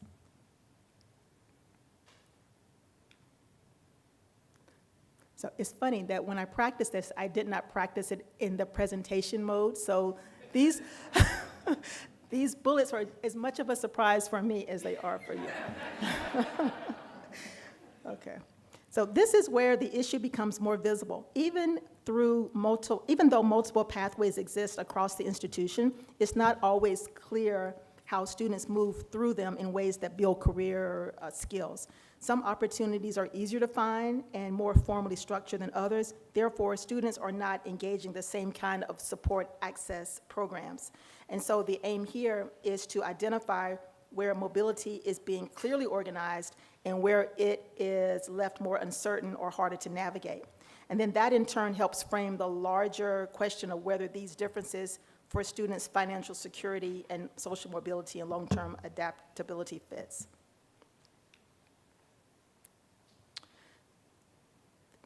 This study starts from the idea that mobility does not look the same across programs. And each program has its own purpose, structure, expectations, so students, like I said, are not all moving through one shared pathway. So a program like SEEK is built around support and student success. Honors is more selective and often creates clearer research and mentoring opportunities. Veterans programming is shaped by transition support and service-related needs. And the experiential learning courses are built around applied learning and placement-based experience. Access to opportunity is also shaped by advising and guidance and how students learn about opportunities in the first place.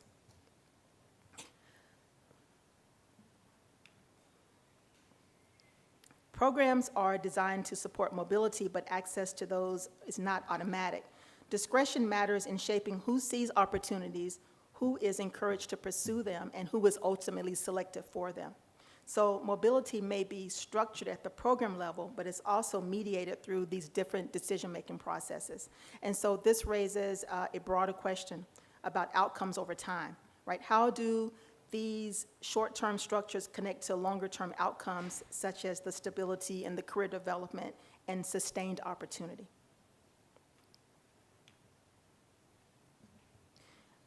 This table brings the comparison together more clearly. It shows that the programs differ in access point, in visibility, structure, and gatekeeping. Some pathways are more structured and easier to identify, while others depend more on self-navigation. And this matters because these differences may shape how students build towards their long-term opportunity over time.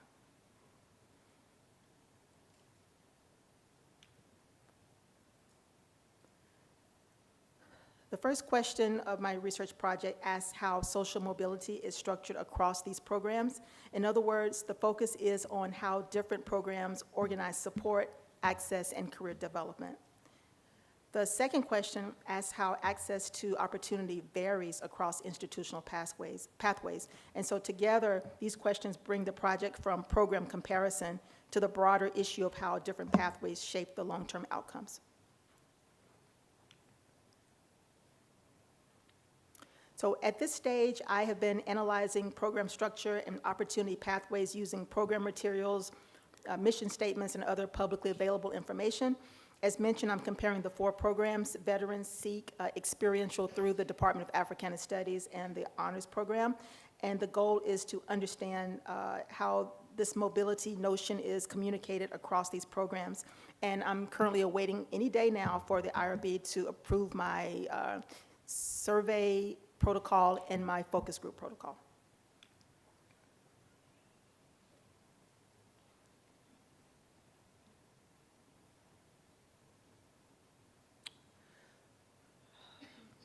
So this is what I've learned so far.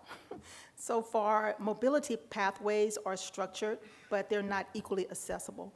For example, Seek students receive structured advising and priority registration. Honor students move through a formal research and mentorship pathway, and veterans have a dedicated advising and career connector. So opportunity is not just available, it's organized differently depending on the program. And at the same time, advising plays a key role. Some students are actively guided through internships and through fellowships and career opportunities, through institutional pathways like advising and internship pipelines, while others have to navigate those decisions on their own. And so access is not just structured, it's also shaped through discretionary guidance. Mobility is also social and cultural.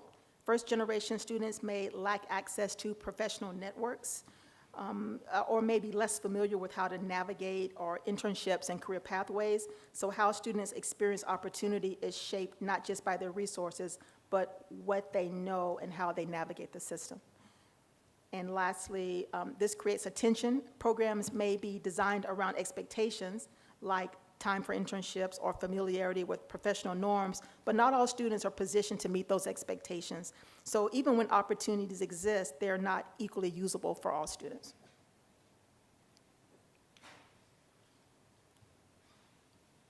So as I already mentioned, John Jay College is an urban public commuter institution, and that matters for how students engage opportunity, because those students are balancing school and work and family responsibilities and commuting, it's harder to take full advantage of internships, networking events, employer face-to-face programs, and other career-building experiences that are on campus all the time. And at the same time, because of the diversity of the student population, they don't begin with the same professional networks or the same familiarity with how to navigate the opportunities that are there. And so together, these conditions help explain why formally available opportunities may not operate in the same way for all students in practice. And for that reason, it's important to understand not only whether the pathways to mobility exist, but how effectively they work for students with different responsibilities, different resources, and different starting points.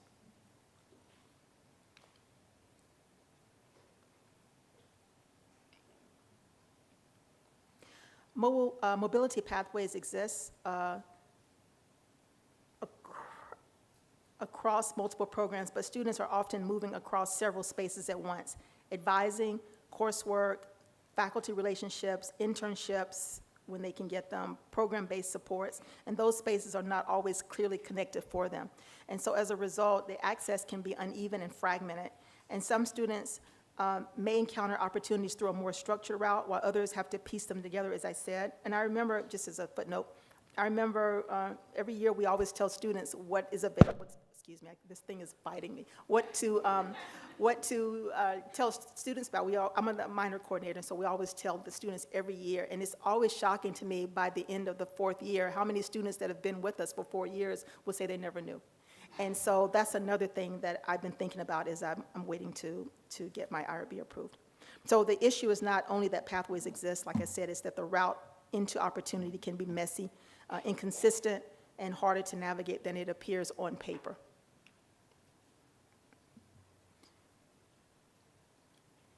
So at John Jay, we have a wide range of programs and advising structures and experimental opportunities in place. That's one of the things that we're very proud of. The key opportunity, though, is to strengthen how these are connected by improving visibility across programs, which is important, expanding access through advising and coursework, and enhancing the coordination across the institutional spaces that exist. This also includes developing career pathways that show how students move from entry to career outcomes, which I think is something that we're working on now.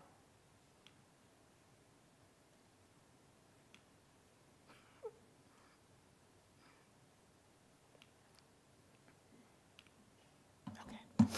So the larger question going forward is not just where opportunity exists, but what kind of mobility it may support over time. And of course, I'm not making any claims yet since I haven't collected the student level data yet.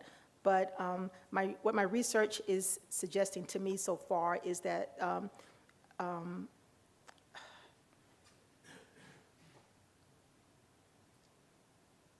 it's important for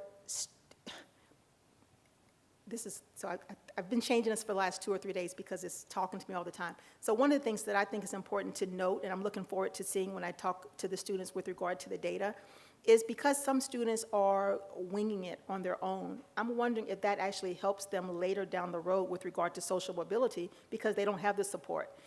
Maybe students who have been given everything on a silver platter because of the type of program they're in, maybe they falter because they won't be able to finesse it themselves. So I think that's a future question for myself, and I look forward to questions later. Thank you.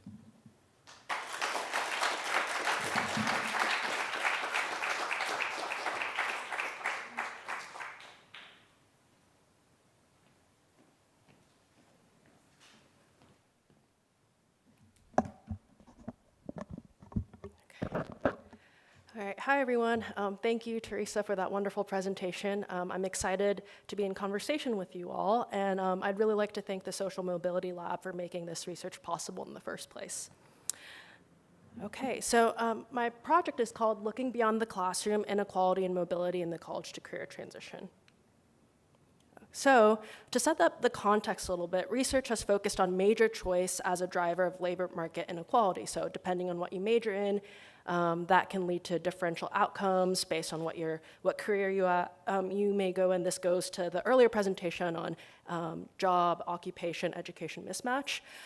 Yet, that said, students increasingly spend time outside the classroom. So studies have shown of time used different scholars have looked at how students spend their time, and they found that increasingly students have been spending more time outside the classroom in social and extracurricular activities as opposed to in class or studying.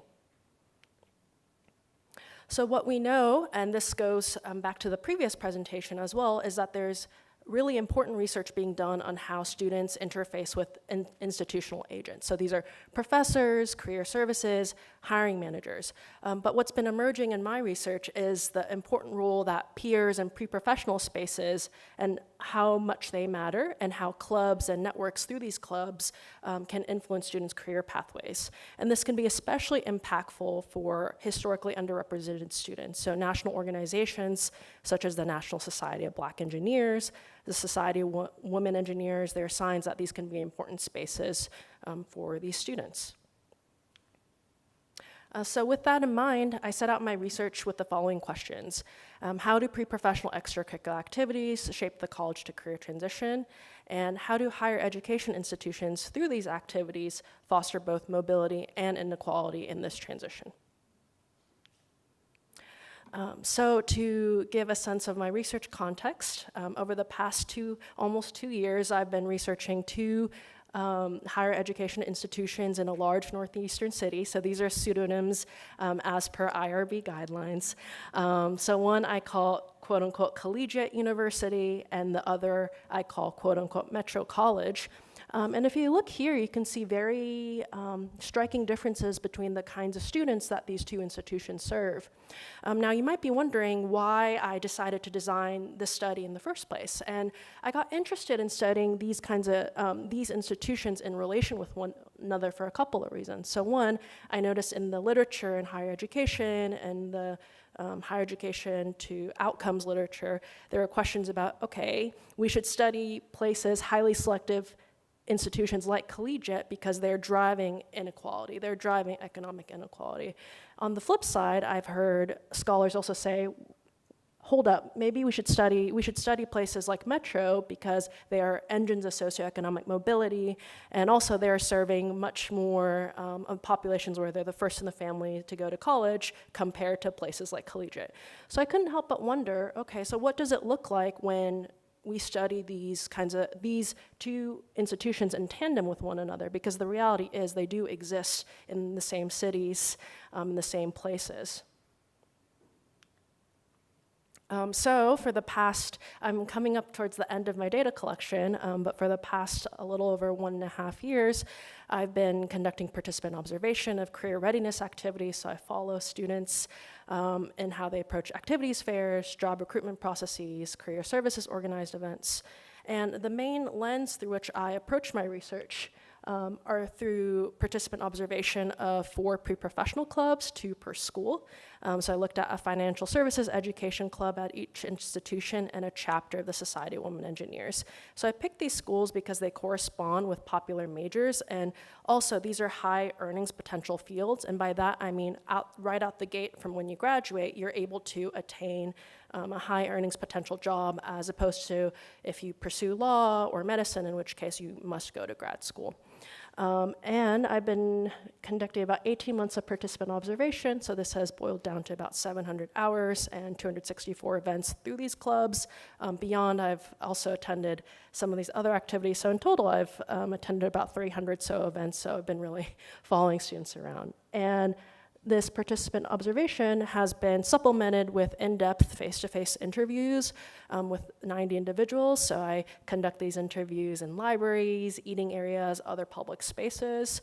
And again, to the earlier point I made about the higher earnings potential fields, these are the majors that I study, and this is the breakdown of the number of students per institution.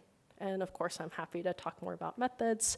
And so as I've been gathering this data, I've been doing a lot of analytic memoing. So this is where the findings have been coming out from. So what I've been seeing is that the ways in which pre-professional peer cultures can structure access to key career-related resources, information, and networks. And this access can shape students' professional trajectories in ways that contribute to social mobility. So I found a number of things, but today I really want to focus on the role of what I call sponsoring societies.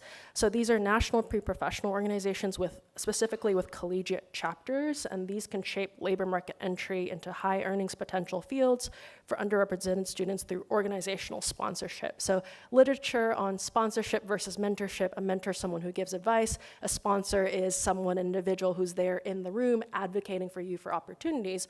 But I found it was quite striking how these organizations themselves can allow students to be in the pipeline for these high earnings potential jobs. So while they can provide hiring fast tracks, a catch to them is that they still come with financial barriers. So some examples, like I mentioned earlier, these include the Society of Women Engineers, Association for Latino Professionals of America, and the National Society of Black Engineers. So because I'm an ethnographer, a lot of my data comes from field notes, so I'm going to read some vignettes from my field notes. So unexpectedly, I found that students at both SWE, and this is Society of Women Engineers, SWE chapters secured post-graduation job opportunities at the National SWE Conference. I first heard about students getting job opportunities at the conference in mid-February 2025 at a collegiate SWE alumni panel event featuring club alumni who had graduated in 2023. 15 students sat in a semicircle facing a projected screen showing the 3 panelists who were zooming in from the Bay Area in Seattle. During the moderated Q&A, 2 panelists mentioned the SWE conference. At the start of the event, during panelist introductions, Annika, who mentioned she was a previous president of the club, exclaimed, "I got my job at Medtronic through a SWE conference. I was an on-site hire." Later, in response to a question about how the panelists landed on the current roles, another panelist, Nisha, also talked about the SWE conference. That's how a lot of my friends got offers. I was already interviewing with Blue Origin, which is a space tech company founded by Jeff Bezos at the time, and they were there as well. I don't know why we don't send everyone to the SWE conference. People were hiring right and left. So after this event, I also was interviewing students, and I was struck that one student I interviewed at Metro, Raymond, told me about how he's been going to these conferences and kept getting internships, and now he will be going off to Boeing for his post-graduation job. And he was reflecting back to me, and he said, if you told me freshman year that I'd be working for Boeing, I'd probably say that you'd be crazy. I'm a first-generation college student. Most Boeing interns I've seen, they're second and third generation from schools like Virginia Tech. So this got me really curious about the conferences and how they work themselves. Hearing students and alumni from Metro and Collegiate talk about how they attain jobs through the National SWE Conference piqued my interest in seeing the inner workings of the SWE Conference firsthand. In October 2025, I traveled to the 25th annual conference held in New Orleans with the Metro SWE chapter. I already knew that the collegiate SWE students had successfully secured jobs through the conference, but what about the Metro students?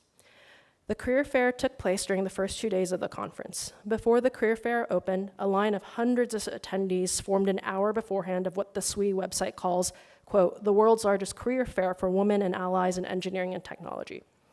At 11 a.m., the doors opened and the line swelled into a sea of students who slowly began to enter. Once inside, bright fluorescent lights, the buzz of conversations, and the names of so many companies contributed to a frenetic, dizzying energy. Booths with household names had elaborate 3D structures suspended from the ceiling. Apple, Disney, Bank of America, making it feel more like a company expo than a career fair. Many of the booths had lines of students and a dozen employees wearing branded company attire. A directory and a map of the career fair near the entrance listed almost 400 companies. Walking around, I saw a red F-150 truck with someone wearing a blue Ford logo polo holding an iPad, nonchalantly sitting in the open hood while several students surrounded her. So this gives you a sense of what the conference looks like. And this is the number of companies there as well.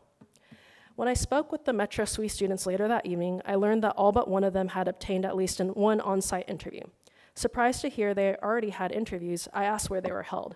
Mira, a junior studying civil engineering, had an interview earlier in the day and mentioned that the interviews took place in another hall with white curtain booths. Aisha, a biomedical engineering junior, smiled and volunteered to show me where the interviews took place the next day. And so later on the following day I went, and there's like rows and rows of booths with PVC pipes and white muslin cloth, so that's where the interviews were taking place. Within weeks of the conference, 3 of the students had additional interview rounds with companies they first interviewed with at the SWE conference. When I texted Aisha in mid-November to confirm whether we're still on for an interview the following day, she texted back, "Hey, I managed to get a final interview with Medtronic, but it's on Friday. Do you want to move the interview till next week so I can tell you how that went?" Appreciating her thoughtfulness, I agreed to meet her later on. Then the following week, as we sat next to each other on some chairs in a quiet hallway, she talked about her final round interview. Her face lit up as she recollected telling her classmates about her interview. When I came back, I said to people in my class, "Hey guys, I got an interview with Medtronic. I got most of the class listening because they all want to work there. It's one of the biggest medical device companies. And if someone who's an average student, I'm kind of average, like one of the lowest GPAs in my major right now, if I came back saying I got an interview with one of the biggest medical device companies, everyone thinks they have a chance, and they really do." The following day, Aisha texted me a screenshot of her offer email. Yeah, applause for Aisha. Before the SWE conference, Aisha told me she had applied to over 40 internships online in the last year. She received 4 first-round interviews and reached the final round for 1 organization, but ultimately did not receive the offer. Of course, attending the SWE conference did not guarantee a job, so by no means is this like a silver bullet. But it was striking that students from both collegiate and Metro secured its career opportunities at the same company, Medtronic, through the same process. That said, of course, there are strings tied. While the SWE conference was open to anyone, there are financial barriers, particularly for students from the Metro College chapter. There was no application process to attend, and for students formally joining the National SWE organization meant visiting the official website, clicking the sign-up button, filling out demographic information, and paying $20. While the conference was open to anyone who wanted to attend, there were steep financial barriers. For a student, early bird conference registration was $225, with additional costs for flights, lodging, food, and local travel. At Collegiate, a SWE board member sent out an application in early July for students to apply for university travel funding that would subsidize most of the trip. The Google Form application asked students for their majors, why they want to attend, and what they hope to get out of it. Meanwhile, the Metro SWE president shared an interest form for the conference, and over the 2 months, the Metro SWE club president created a group chat for anyone who wanted to go. Ultimately, students at Metro mostly had to pay out of pocket. Throughout my time with the Metro students at the SWE conference, there were comments about the challenges of paying out of pocket. On the first full day of the conference, the students decided to walk the 1.5 miles from where we were staying to the convention center to save on Uber costs. Although it was late October, the muggy New Orleans weather made several of us visibly sweaty after walking for almost 45 minutes. The 6 of us were either in pairs or trios talking. I ended up spending most of my time talking with Aisha. By the time the convention center was in sight, Aisha sighed. Yeah, it's like $700 out of pocket. After a pause, she continued. I really wish our SWE would get more funds. I was looking online, and some of them were fully sponsored by their SWE, and they're from Ivies. I know they have more money than us, and we have to pay. It's kind of unfair. I know so many people who have gone here, but they're like, I have no money, I gotta pay rent. Several other students I spoke with said they also used savings from their part-time jobs to pay for the conference. Only one of the 6 students I talked to told me she received financial support from her parents. Later, when I interviewed her, Aisha told me she saved up for the convention by picking up extra evening and weekend shifts at the Amazon return desk at a Whole Foods. Tracing how Aisha received a valuable career opportunity demonstrates that while in theory, these conferences were open to all students, irrespective of what school they go to, their GPA, etc., the sticker price of attending these conferences and the challenges of securing financial support compared with more resourced higher education institutions meant that Aisha had to, quote unquote, pay to play. So what are the implications from this? So I think something that I'd really like to think through with you all is about, given the competing claims on students' time and resources, how can there be more space and awareness for these kinds of extracurricular activities? What ways can institutions tap into peer cultures and integrate them as part of their classroom experience? And I say peer cultures because a lot of students found out about these opportunities from their other peers. And how can institutions promote awareness of these quote-unquote sponsoring societies, but reduce the financial burdens to attend these events and prepare students to make the most of these opportunities? So some potential opportunities for support. I think encouraging pre-professional club participation. I know some institutions do this, but creating designated blocks of time during the day for clubs, scaffolding in pre-professional development as part of students' career experience.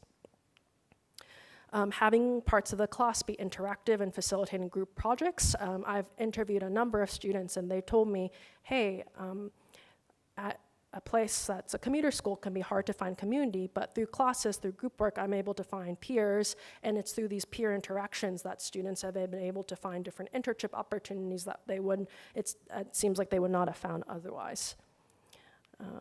And then also thinking about, okay, what are ways in which there's potential for finding support for these kinds of hiring fast-track organizations? I think that's something that could be fruitful to think about. Great, thank you very much.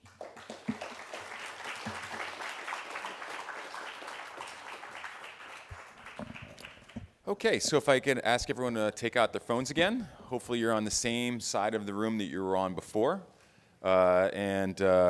if you scan the QR code, you'll be asked to, again, sort of share some ideas or ahas, hunches, hypotheses, questions that you have just gotten from the presentations you've heard. And I'll also open up for questions in a second, and I've got one I'm going to sort of lead with.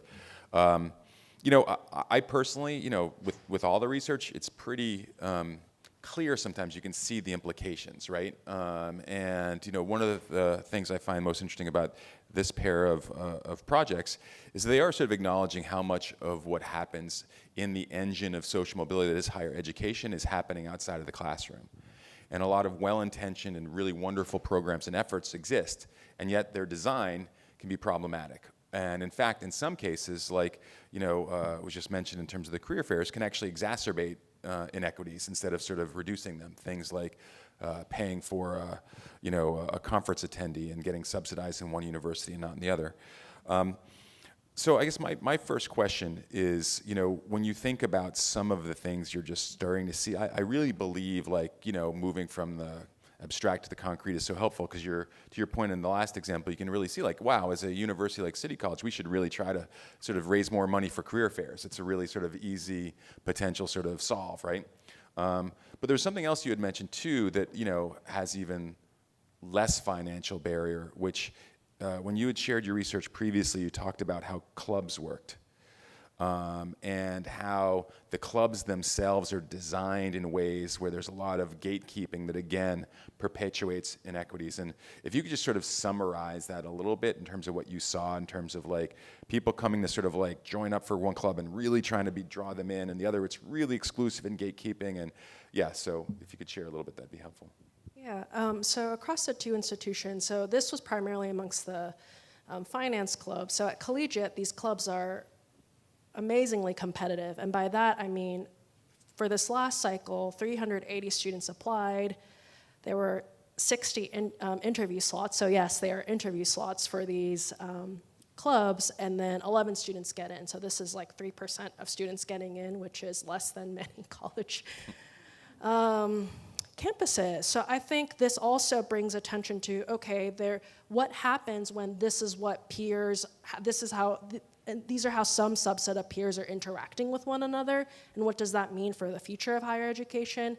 And yeah, I think in these, I can say, now having sat in and getting the backstage access to these clubs, where I sat in on their deliberations of other students, so these are, you know, 18-year-olds coming in the second week of college and applying to these clubs, mind you. And seeing the ways in which, yeah, these students, like if you are part of this, you know, this club, like I see how students really mentor one another and sponsor one another. And by that I mean they have question banks from firms like big investment banking firms that they share with one another. A lot of times how hiring works for these kinds of firms is that there's school-specific teams, and so lo and behold, if you're a club member, you get into a junior analyst role.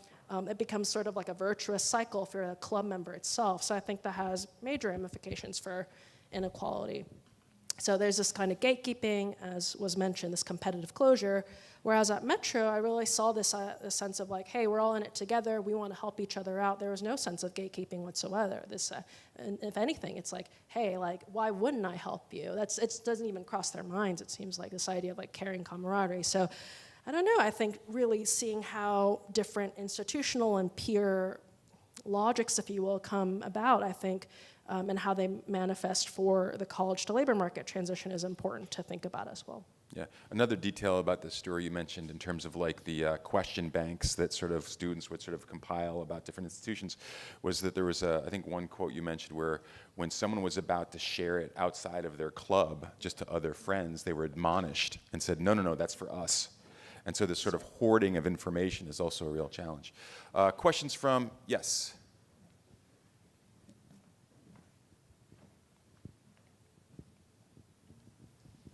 Thank you for two incredible sessions. Oh gosh, where do I begin?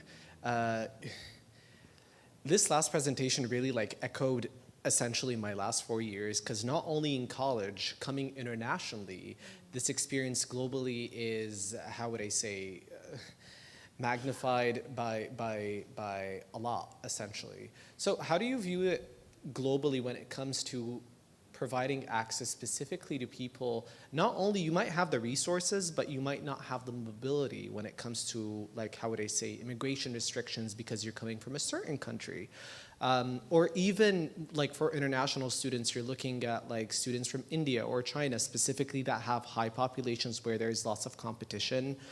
How do you view it as in being able to pay it forward somehow, especially when there is just very high competition that it makes it very hard? Thank you. Yeah, thank you for that question. It's a tough one, and I say that, so mind you, my institutions are here based in the US, and I've interviewed a small number of international students because that is not the focus of the study, but of course, within these clubs, there are a few international students, both at Collegiate and Metro, and that's who I've talked to. I'll say a few things. I think, one, the international students I talked to, particularly at Collegiate, come from a very upper class, very, very upper class background. So they're not getting financial aid, which means they're above a certain income bracket. Like, top of mind, the students I talked to, I think their household net income when I ask them is above 1 million. So I think in some sense it's like they'll be okay. They'll be more than fine. In terms of the, I haven't talked to, across both schools again, I haven't talked to that many international students at both, but something that I do think about, or I do hear, is about like the visa situation, and another push to go into these kinds of STEM careers is because of the OPT. So I think that also creates funneling into these kinds of careers. Sorry, the last part of your question was around how do I think about global economic? It's more of like competition, because even when you're looking at countries like India and China, you're competing, like there, you have people that are wealthy, so they have already resources, so it makes the competition even, like, how would I say, colossal. Yeah, I think perhaps that is more like, that's a little more earlier than what, of course there's ramifications, but I think in what I study, like there are international students, but how they come to these schools, I talk about a little bit, but I focus more on, what they do in the institutions, but I can't help but wonder, based on what you're saying, is if that, those men, like, I wonder if that can translate into how they navigate to their current situation. Yes.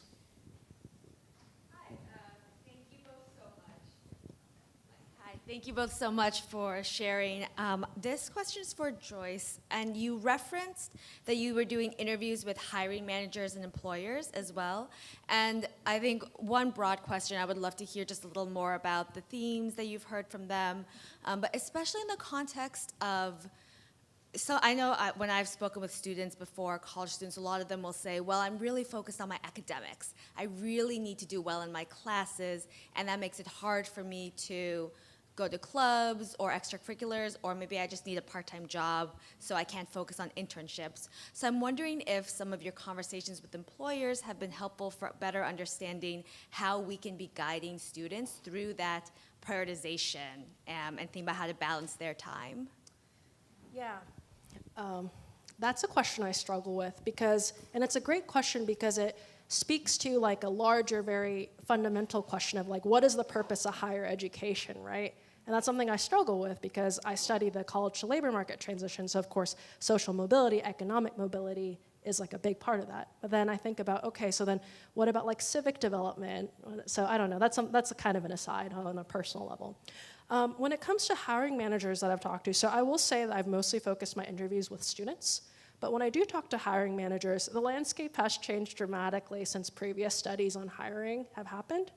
And by that, I mean, of course, like academics are still important, and like major is important, so I definitely would not, that's important to think about. But now applying has gotten so competitive, and in a weird paradoxical way, like the opening of online portals makes, in some sense, like pushing the button easier, so hiring managers get hundreds and hundreds and hundreds of applications. Something I have heard from hiring managers is that then how do you distinguish yourself among students who have the same major as you? Of course, institutional, where you go as school-wise matters. But I think that showing that level of demonstrated interest or experience, whether that's pre-professional clubs, whether that's internships, can really make a difference. So I think that's something for individuals, and I really love that question, like, how can we best help students? I think the labor market is such where I think having that just academic background and that GPA threshold, of course you have to have a certain GPA, is not enough. And I hear that both from students, like I've talked to students who are not really involved in clubs, and they said they focused on academics, and a number of them said, I wish I were involved in stuff beyond. So I don't know, that's what I've heard from students as well. So I think somehow trying, given this labor market reality that I've been hearing both from students and from hiring managers, like I think that's an important thing to, if there's a way to scaffold it, I would recommend that. I just want to say one thing too, just to piggyback on that. So about 10 years ago in my department, we actually did have a discussion with hiring managers. And so we found out that students were saying they didn't have time to do X and Y and Z because they were commuting, and they were also lamenting the fact that when they graduated, they had no experience to put on their CVs. And so what we did is, for our community justice minor, we created several courses that have tiered experiential components. So the first level, you have to have part of your class, the classwork that you're already registering to do, you had to have 10 hours of working with some employer that was sanctioned. And then it gradually built up to, I think the last course is 140 hours. So that's almost like a practicum, so to speak. So that's just to piggyback on the thought. You can, if you properly plan it, you can build it in so that students can alleviate the excuse. Yeah, I mean, it's interesting. There was actually a grantee from last year's cohort who was addressing this issue from a different perspective, which was the issue of familial piety, which was the idea if you are, for example, potentially a first-generation college student and you're coming in, the pressure from your family to focus on academics, and that things like clubs or other kinds of activities seem sort of tangential or unnecessary. And so one of the solutions he had actually suggested was having back-to-school night with families when they come in, and sort of invite them to the campus where the families feel like it's a place where they also belong, and also to sort of suggest that there are opportunities where, like, this is what higher education is. It's not just what's in the classroom and a GPA, but it's taking advantage of all the different programs that are available. And I think the potential issue, if that doesn't sort of get addressed, if people don't take more advantages, it gets perceived by employers as a negative and something that is an act of commission, not omission. Which is to say that, like, we even know through other research that shows that, like, if a student in a class doesn't ask a question, or they sit in the back, and they may be doing that because it's an issue of belonging or self-silencing, that a professor can interpret that as someone who is being less engaged. And so the challenge is potentially someone seeing a resume and not look, or maybe they don't even see it because it gets weeded out from AI. They're not looking at sort of the other responsibilities with the job or with family, and they're just saying they did in activities, oh, this person is not ambitious, which is obviously the opposite. Other questions that we have? Yes. So I wanted to make some connections with what you were saying, Bob, and also from your research, where you talked about some of the networking and the realization of opportunities happening within the classroom. And so wondering then if there's talk about clubs and having them be a part of the experience, but especially with like workforce Pell coming and needing things to be more stackable, are you hearing or seeing or advocating for anything that would make some of these more club-like opportunities actually something that could be credit accumulating?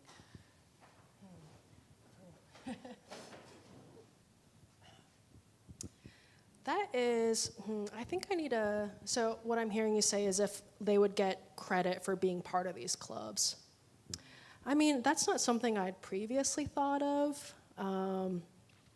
That, I guess, to be honest, I'm not quite sure at the moment of how, and I say that because on one hand, and this goes back to the question I raised earlier when we're thinking about like what is the point of a college education, and it is important that students engage with their peers and they get that job, but sometimes I wonder, and it's really my experience at collegiate that informs this, it's when it's like the ends become the means and the journey is lost. I guess I get a little worried about that because I hear students say they get so fixated on getting the job that they almost seem to, that some of them have articulated to me that oh, like, I know it's like college is important, but I was so fixated on getting the job that like it seemed like their experience, they kind of lost out on the experience. Although as alumni, I'll hear them talk and say, oh, this is like the only time you can really like explore and stuff like that. So I don't know. I think on one hand, that could be a solution, especially if we want to encourage students to, be involved in a way that they get credit. But I guess I'm not quite sure yet of how I feel when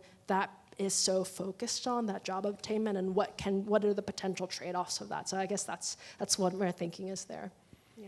Yeah, I do think an interesting sort of aspect of that too is like how do you make some of these activities just more course adjacent, like Teresa was sort of saying, or like maybe when you're registering for your classes, that's where you can also register for clubs or things like that. Yes, I saw. For you, we have time.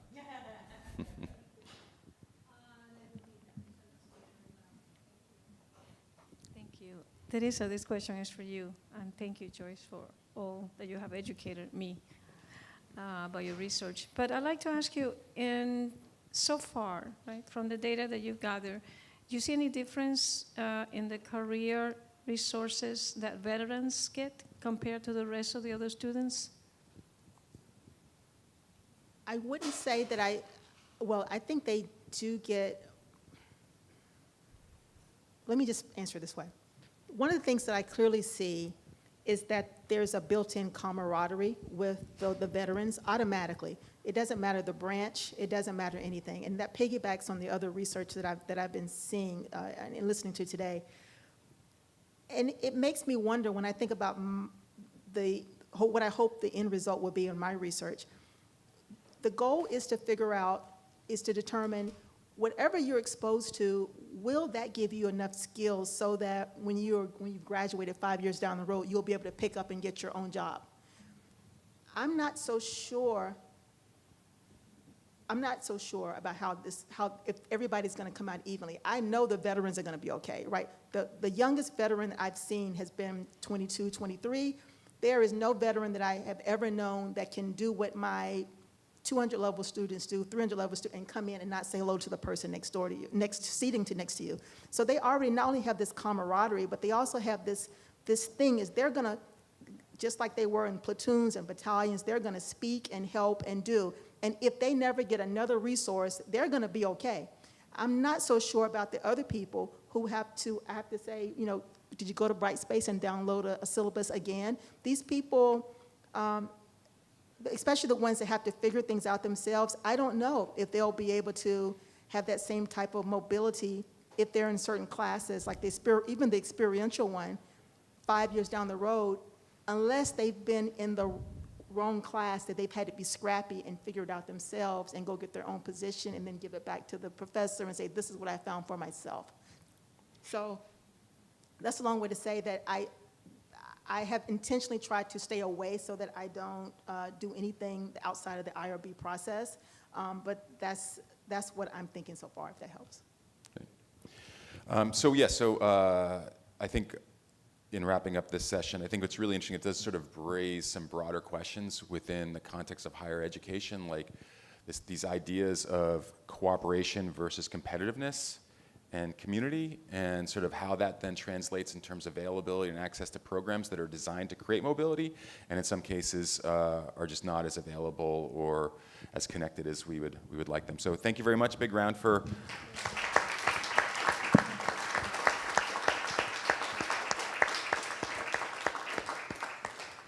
Okay, so our last set of grantees, I think what combines or links these two projects is really interesting is that they're sort of really challenging some existing sort of notions about aspects of mobility, how we measure it, how it's accelerated, that maybe are counterintuitive to what we currently believe. I also want to acknowledge that every year it seems like we've got one presenter who has a unique set of challenges that lead to their level of fatigue. And so last year we had a presenter who literally his wife had just given birth like a week before, and so he had that sort of new dad, new parent vibe. So the fact that he was able to make it through everything was great. And our first presenter today, Elizabeth Rivera, is fresh off of a red eye at another conference from California. And so I welcome Elizabeth, who's an associate professor from Montclair State University, and she will be followed by Janeria Easley, who's an assistant professor at Emory. And so, Elizabeth.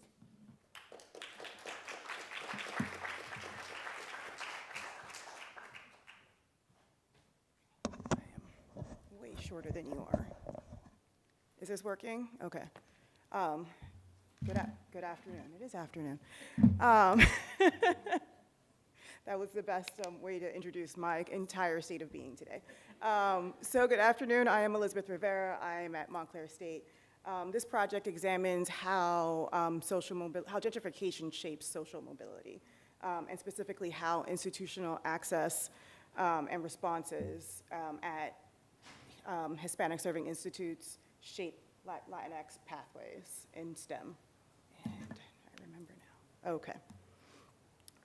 So gentrification is often framed, wow, that got louder.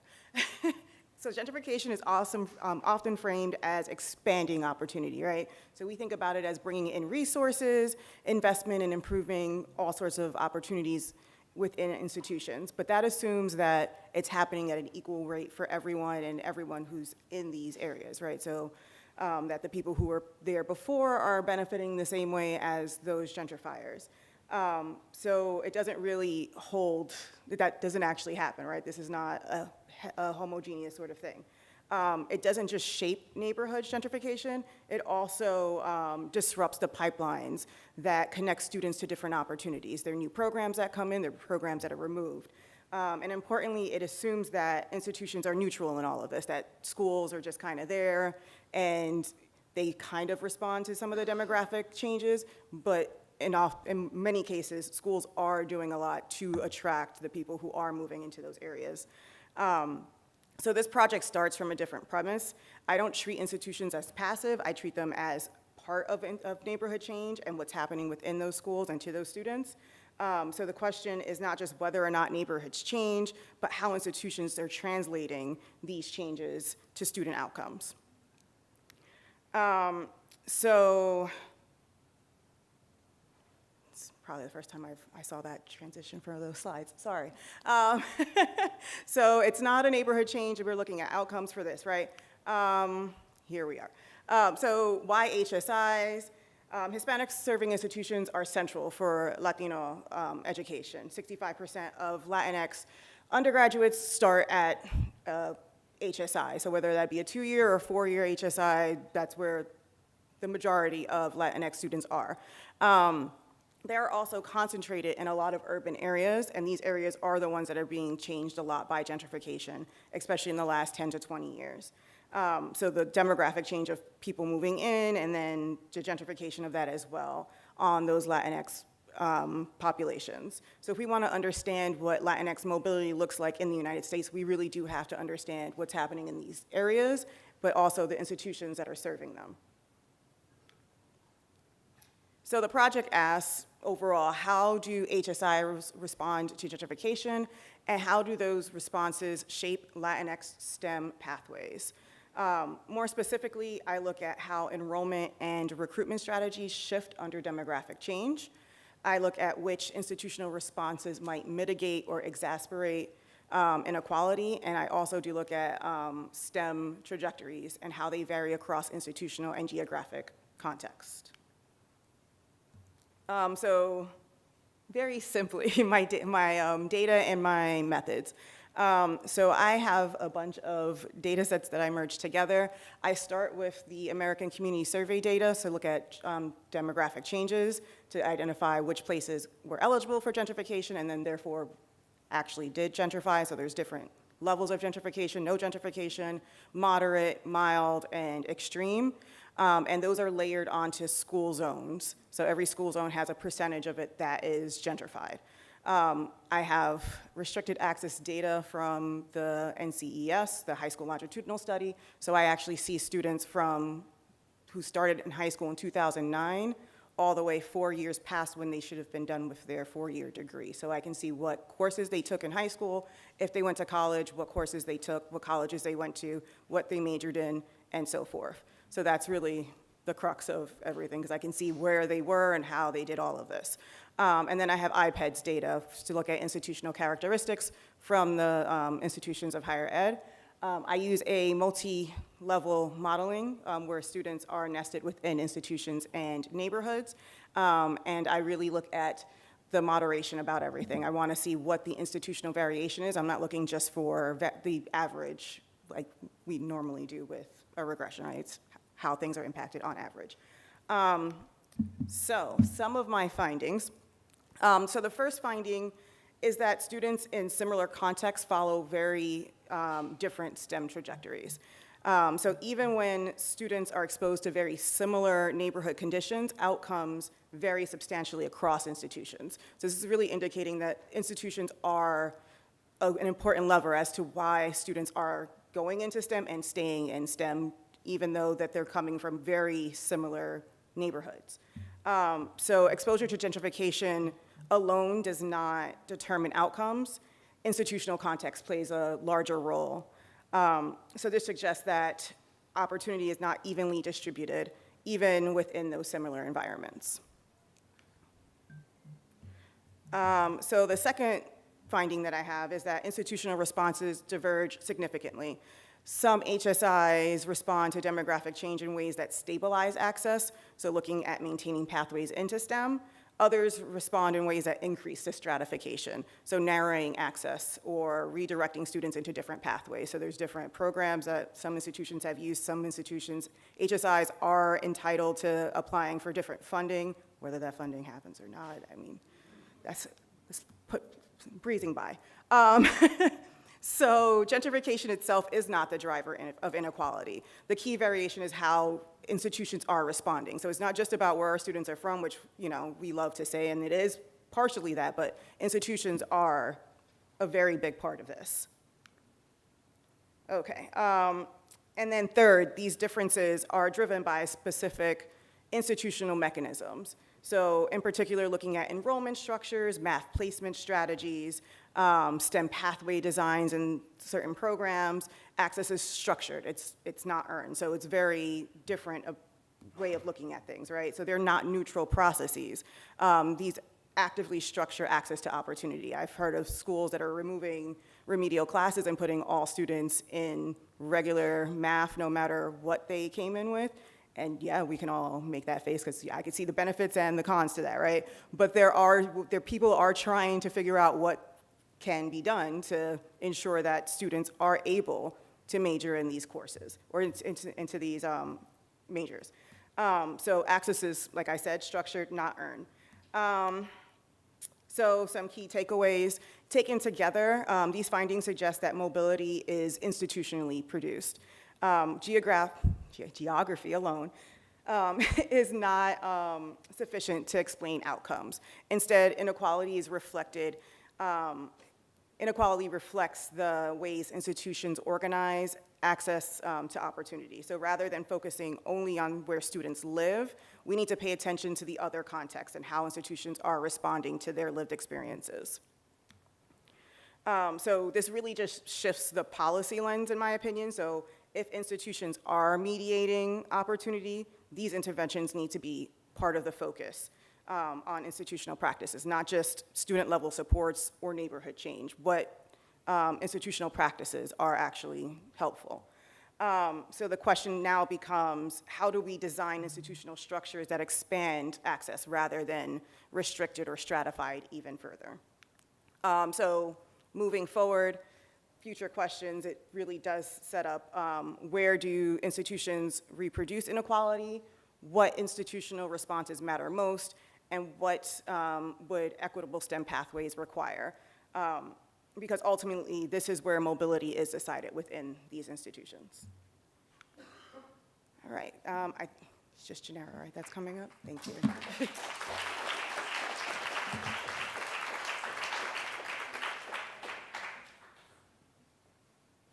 Hi, everyone. I'm Janera Easley. I'm an assistant professor at Emory University, and I'm presenting on behalf of my co-authors, Regina Baker and Emily Dorr, who couldn't be here.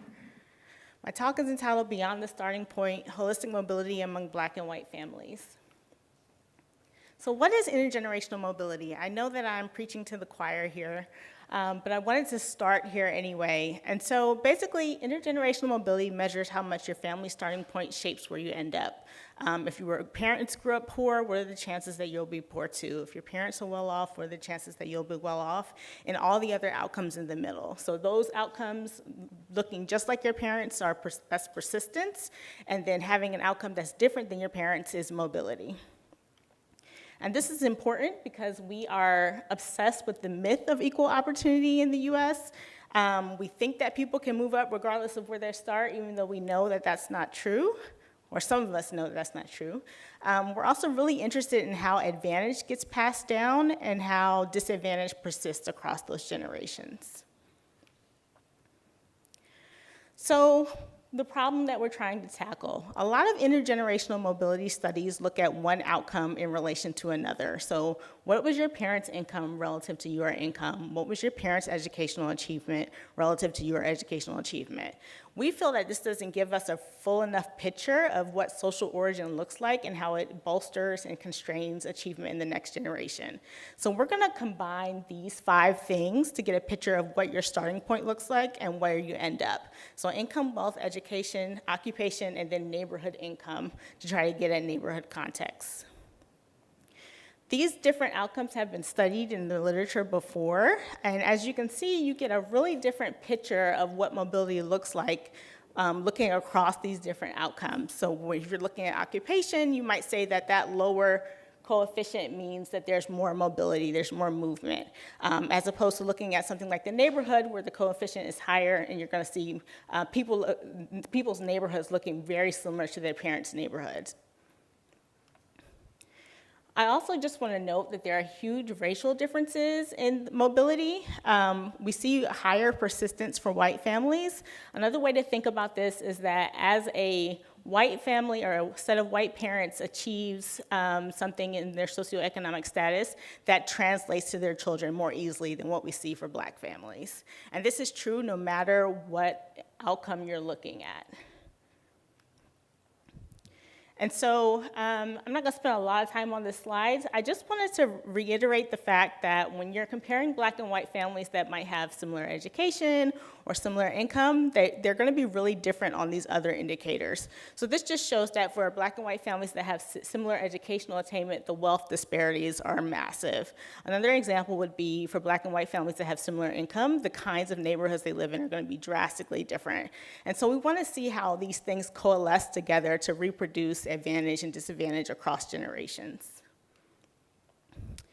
So how has this been studied before? So Blau and Duncan have been credited with, they combined education and occupation for parents to predict occupation for children. But they're a large part of why we look at one outcome for parents and one outcome for children, because they kind of advocated for this. Then you have the Wisconsin model, which added aspirations and expectations as mediators of the parent relationship, but still was looking at parent education and occupation on child's occupation.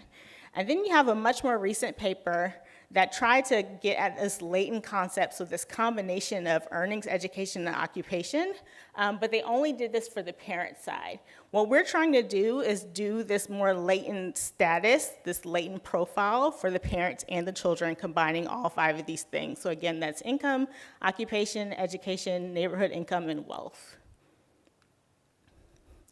So we're gonna use structural equation modeling, and I'm not gonna get too technical, but the thing that I wanna drive home here is that our 5 indicators, the income, wealth, occupation, education, and neighborhood income, are seen as indicators of this underlying parent profile. And we do this for parents and for children, and then look at the relationship between the two. And then the model has these things called causes, but you can think about them as controls. So controlling for race, mother's age, whether or not the father is the head of the household, and then your race, your age, your gender, and whether or not you're married, because we know that those things impact the indicators as well.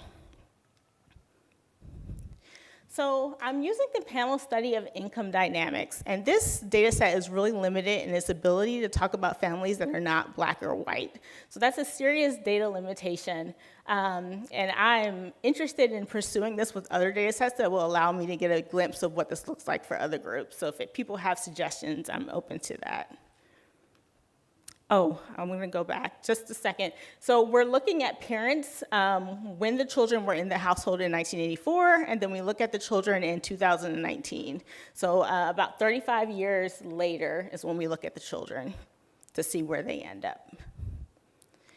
And when you do this and you look at the correlation between the parent origin profile and the child destination profile, you get a pretty high correlation when you combine all 5 of these things together. So this is a standardized coefficient, and it just tells us how strongly the parent origin profile predicts the child destination profile. For every 1 standard deviation difference in parents' holistic status, children's status differs by 0.63 standard deviations. This is a strong relationship, so essentially it tells us that your family starting point substantially shapes your position as an adult. I'm going to come back to this slide.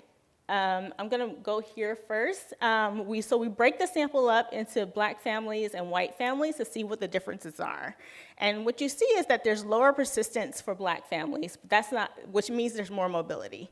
But that's not necessarily a good thing because there's largely more downward mobility, and also when there is movement, they're not moving as far because the distribution is constrained. Among white families, the latent parent profile is a very strong predictor of your adult child status. So as white families achieve, they're more likely to transmit those achievements to their children in the next generation. This is just a descriptive picture of where people are when they're living with their parents. And as you can see in the bottom quartile, we have a large number of Black children and a much smaller number of white children, and then when you look at the top quartile, it flips. So they're living in drastically different worlds when you move beyond income and look at some of these other indicators. Where do they end up? As you can see, there's a large number of Black children. If you look at the red bar, these are children who were born in that first quartile and end up stuck in that first quartile when they're adults. On the other end, for white families, you see this dark blue bar tells us that there are a large number of white children who were born in the top quartile and stay there as adults. And now I'm going to go back to, there is some good news, I promise. So this is a slightly different model that we use. It's called a mimic model, where we map the parent characteristics directly onto the child profile. And that tells us how important the parent characteristics are. 2 things emerge from this. One, as you can see, all the child indicator loadings tell us that the child's achievement is more important than the parent's achievement. So there is a lot of room for people to achieve and move beyond what their parents do. The other thing that I think is important to take away from this is that parents' education is the strongest predictor. And so I just wanted to throw that out there, especially for the students in the room, that you're already doing something that's going to provide dividends to the next generation. So I wanted to highlight that. Okay. So findings. So this is just, I think that this suggests that looking at the full picture, family background is a really strong predictor of adult-child attainment, though there are racial differences. And looking at only one measure really misses the full story. Black and white families are essentially living in 2 different worlds. You get a much bigger picture of what inequality looks like when you move beyond income, for example. White persistence is very high. So for white families, parent profile is a very strong predictor of the child profile. And advantage and disadvantage accumulate differently across race. And I'm not going to spend too much time because this point is kind of technical, but it's just the fact that the Black and white families are also on different distributions, and that's something you have to account for when you're modeling this. So some of the takeaways. So again, parental status matters a lot, and in particular parental education, but your own achievements do matter more. Your education is going to pay dividend for future generations. I really want to put emphasis there. And then the last takeaway is that when we talk about income poverty, we're only capturing a very small slice of the picture in terms of this racial inequality. And I also just wanted to show that we have this theoretical piece, so that if anybody's interested in learning more, it kind of outlines our argument for why we think measuring this is important. Thank you.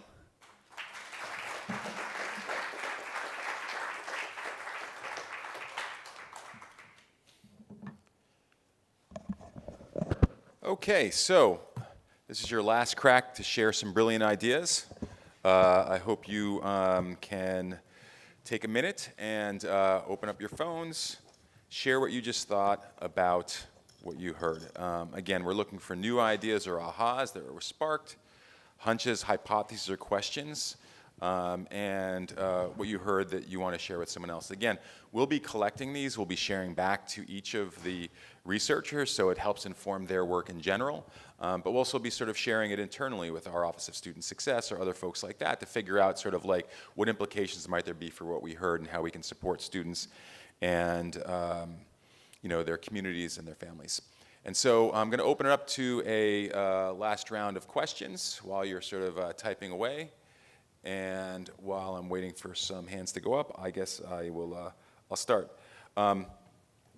So, you know, I want to just sort of, maybe this is an origin story for each of your pieces of research, right? Because I think, as I mentioned before you started, was it is refreshing when we challenge conventions, right? And, you know, Elizabeth, in your research, it's like, oh, gentrification must be good. And, you know, institutions must, you know, respond in uniformly wonderful ways. Or, you know, how many times have we cited individual sort of social mobility things that are just sort of like off of one metric, right? And so I'm just curious for each of you, like, what was your own sort of like aha or moment of inspiration where it's like, I want to look at something a little different? This is something that I meant to say, but I was so worried about time. So I grew up low income, and that's a part of why I'm very inspired by this research and want to do this. And so that was the kind of the starting point and the motivation for wanting to look at holistic mobility and thinking about my own family story and where we lived, what our lack of wealth looked like, and things like that. So that was the motivation. Mine is not that different. I grew up low income in New York City. I started in Head Start, and then I ended up at one of the elite private schools for high school here. So I have seen all of the things. I was obviously on financial aid, but I have been a part of different aspects of education, especially in New York City and in the urban area. And I've seen how other people, like in my family, what schools they've gone to and how much that's impacted them. So that's pretty much why. It's wonderful. Just as an observation, so as I mentioned before, I too grew up in sort of similar kinds of environments with different kinds of challenges, and a lot of the work that, you know, we're doing at the lab is sort of extension of questions of like, you know, how did I end up here? And how does anyone end up anywhere? And I do think that sometimes when we're able to sort of lead with a little bit of that vulnerability and share our own stories, it's sort of inspiring for others to do the same. And so thanks for that. Questions from the audience?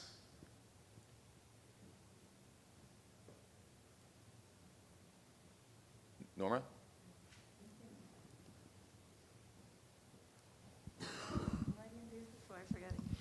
Thank you for this wonderful panel. Some of your work I'm familiar with, so it's a pleasure to see you here. I'd like to ask Elizabeth, I want to start with your research. Do you find that you know, Hispanic institutions are sort of part of the reproducing inequality when gentrification happens? And you looked at STEM, access to STEM or graduation from STEM among students. Do you have any other insights about non-STEM? You know, if the inequality that is created is similar or the same or lower in non-STEM fields? Please. Okay, so I'll start with the STEM part. I've only looked at math trajectories. It's really easy to see where people should be with math. Like, you know where they should end in high school in order to get to a really intense college, right? And you know where you need to be not to take remedial courses. And then there's the trajectory within higher ed where, if depending on which major you're in, what that looks like. Those are really easy to do. It's really hard to do with the humanities to see where you should be. Because you don't need to graduate from high school having taken algebra in order to be an engineer, right? For humanities, you could major in philosophy and have never taken philosophy in high school. Very different pathways. So it's harder for me to focus on that.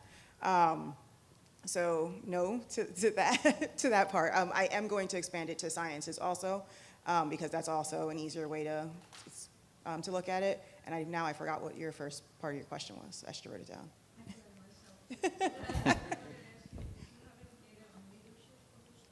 I do not have data on leadership. I actually, I'm starting a new grant. I just got a new Spencer grant from the Racial Equity to extend this work, and part of it's qualitative, which is terrifying because I am a quant scholar, but we're gonna, sometimes you need to know the why, right? And if no one else is gonna do it, I guess I have to. So I am looking at particular programs that are highlighted in Excellencia and in certain universities that I happen to, I work at an HSI, Montclair is an HSI, there's HSIs in New York City. So there's certain that are here, and I wanna make sure that I expand it, that it's not just East Coast HSIs, because we're all serving different populations across the country. Any other questions? Oh, sorry, there you go. Thank you very much for your thought-provoking presentations. I have a question for Professor Rivera. I was wondering how to understand your findings in the light of other literature that explains that geography matters as regards to social mobility and education, particularly because of the way that schools are funded with property taxes. So, for example, I'm curious for the Hispanic serving institutions, like what is the source of funding of these institutions, and if part of the difference in their responses has to do also with differences, if their differences in their responses has to do with differences in their resources. Thank you. So the way that HSIs aren't funded equally across. So it's not like HBCUs that they have funding from a certain land grant. HSIs become HSIs based off the number of students in, you need 25% or more of your undergraduates to be Latino. And that is the threshold, and that's essentially it. You can be a public school, a private school, 2-year, 4-year, that's it. You are eligible to apply for funding, but there's no like special funding stream, so it depends what sort of school you are. Rutgers, Montclair, New Jersey, we're funded partially by state funds because we're state schools, but tuition and all that good stuff, just like private schools. No huge endowments, just those are the differences, but there's no straight funding, like it's not the same across any of the HSIs. And they're very different depending on how many they're serving and how like large those schools are. There's way bigger HSIs out there than, like there's small ones, there's large ones, so no consistency. Same way like K-12 education, right, the way that that's funded. So there are things when we're looking at geography that make sense, but I think a lot of that geography, those results when we're looking at, not that I think, I know because I have done this research, where we look at a lot of our groupings as very homogeneous when they're not. So looking at Latinos when we're black and white and brown and yellow, like and from, you know, any like various parts of the world, various generations. So I think a lot of the work has looked at a lot of the groupings as homogeneous instead of separating them out. So that's part of what's happening when I look at geography, that it's not, the Hispanic serving institutions in Texas are not serving the same students that New York City is. And that's just how demographics work in the States. Yes. My question is for Janeria. I think it's a double question. I understand from your presentation that stickiness is greater among wider family, and white parents have an easier time transmitting whatever achievements they have to the next generation. Does this stickiness exist also for poor white families in the sense that their offsprings are also likelier to remain poor? So that would be one. The second one is, do you have through your data a way of exploring reasons for those differences? I mean, obviously, structural racism, for lack of a better or clearer term, could come to mind as an explanation, but I'm not sure how that could maybe be reflected. So to tackle your first question, so there is some stickiness for white families at the bottom, but like, this is why just looking at the correlation can be a little misleading, because we saw that there was more stickiness at the bottom for Black families.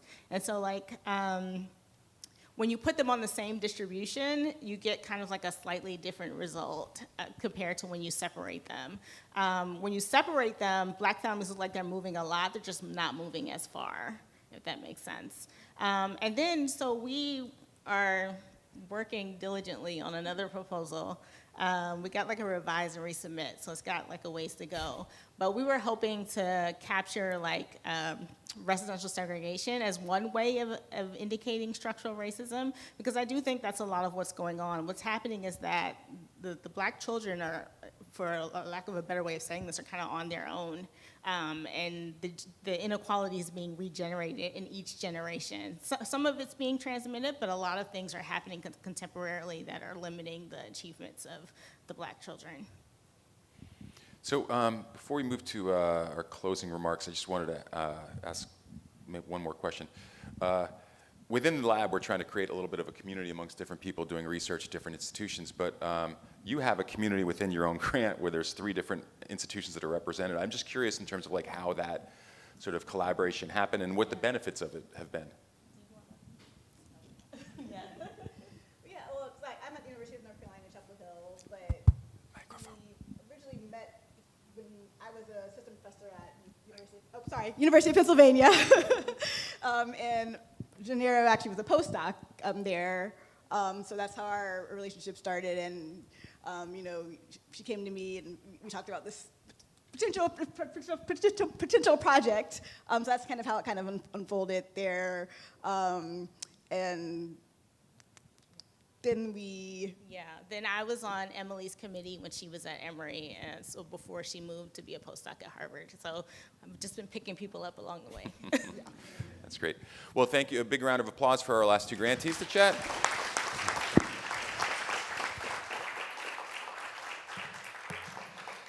So this will be the last time you hear from me because I'm going to turn it over to Dean Ostfield in a second. But I did want to sort of one last time say thank you very much for all of our grantees who presented today and sharing their work and their learning at the various stages. So thank you to all of you.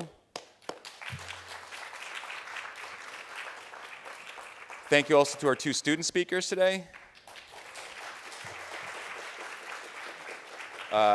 The tech crew back there, this was, very seamless. Everyone who attended today or who registered or who's online, you'll be getting a video with all of the remarks today. As a special bonus, what you'll hear when you leave and when you heard when you came in was a playlist that was created by our students in our class, and each of those songs represents their articulation of their journey. And so it is an eclectic and wonderful mix of music, and hope you enjoy that. So without further ado, I want to sort of introduce Dean Mark Ostfield to come up and close us out for the day. Thank you for your ongoing support for the lab, and thank you for being here with us today.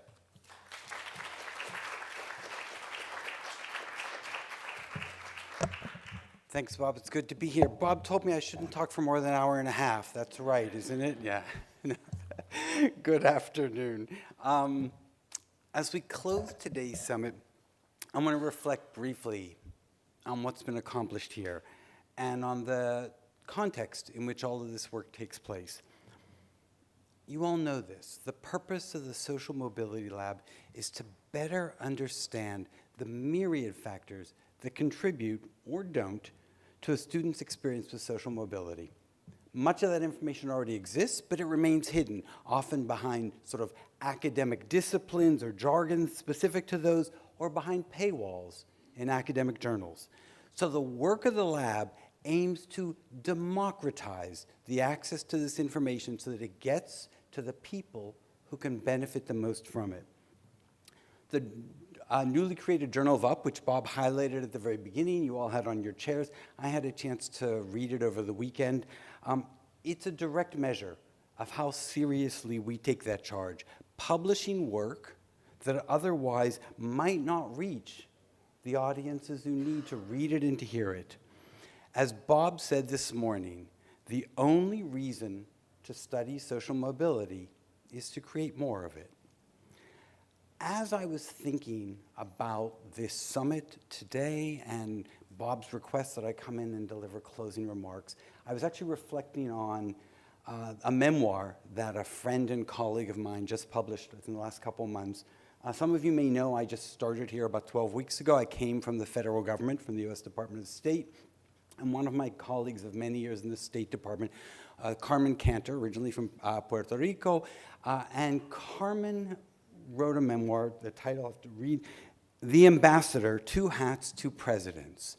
And what Carmen reflected on was her, she would not like me to say this, 30-plus year career in public service, but she reached some very impressive pinnacles. U.S. Ambassador to Micronesia in the Pacific and Assistant Secretary of the Interior of the U.S. Department of the Interior. What Carmen talks about, she talked about this with me over the course of our friendship, as well as in her book, coming from very modest beginnings, born in Mayagüez, Puerto Rico, English was not her first language. She actually dreamed of becoming an astronaut. Carmen loved sci-fi, not diplomacy. And she grew up in a family that emphasized, if you're going to change anything, it's going to be through education.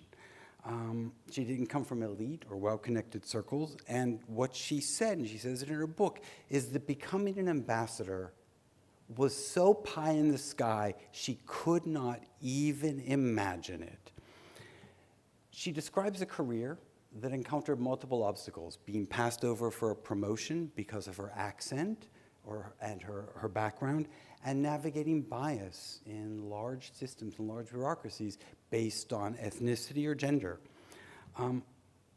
Her central argument is why I thought of her book today as I thought about this summit, and it is that background is not destiny.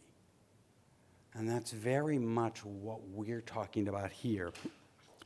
As she sees her life, her humble beginnings are an advantage, not a limitation, because what they did is they cultivated resilience, cultural awareness, and above all, persistence. And her guiding ethos, a phrase many of us know, si se puede, for those who don't speak Spanish, yes, it can be done, or yes, you can, or yes, we can, but a belief in possibility despite structural obstacles or limitations. So, I got to read Carmen's book. I actually wanted to bring it, and then I realized I read it on a Kindle, and we don't have the era where I can just hold up the book and show it to you. But I've been thinking a lot about her. She's now working at the United Nations, so I'm hoping to get her up here. And I thought a lot about her as I sat with our valedictorian and salutatorian candidates for the upcoming Colin Powell School graduation. And I went into those conversations, because I'm still getting to know a lot of our students, expecting to be impressed by their academic accomplishments. I mean, they're the candidates for valedictorian and salutatorian, of course. But what stood out for me even more, though, was the fuller picture of their paths, that circumstances of their lives presented not as hardship, but simply as the facts of their lives, similar to the kinds of things you guys shared this morning. That resolve, that belief, si se puede, is exactly what this institution was built to recognize and cultivate. And it's exactly what we've been hearing today. You heard it from President Vince Boudreau this morning. City College makes a very specific promise that the circumstances of one's origin need not dictate the trajectory of one's life.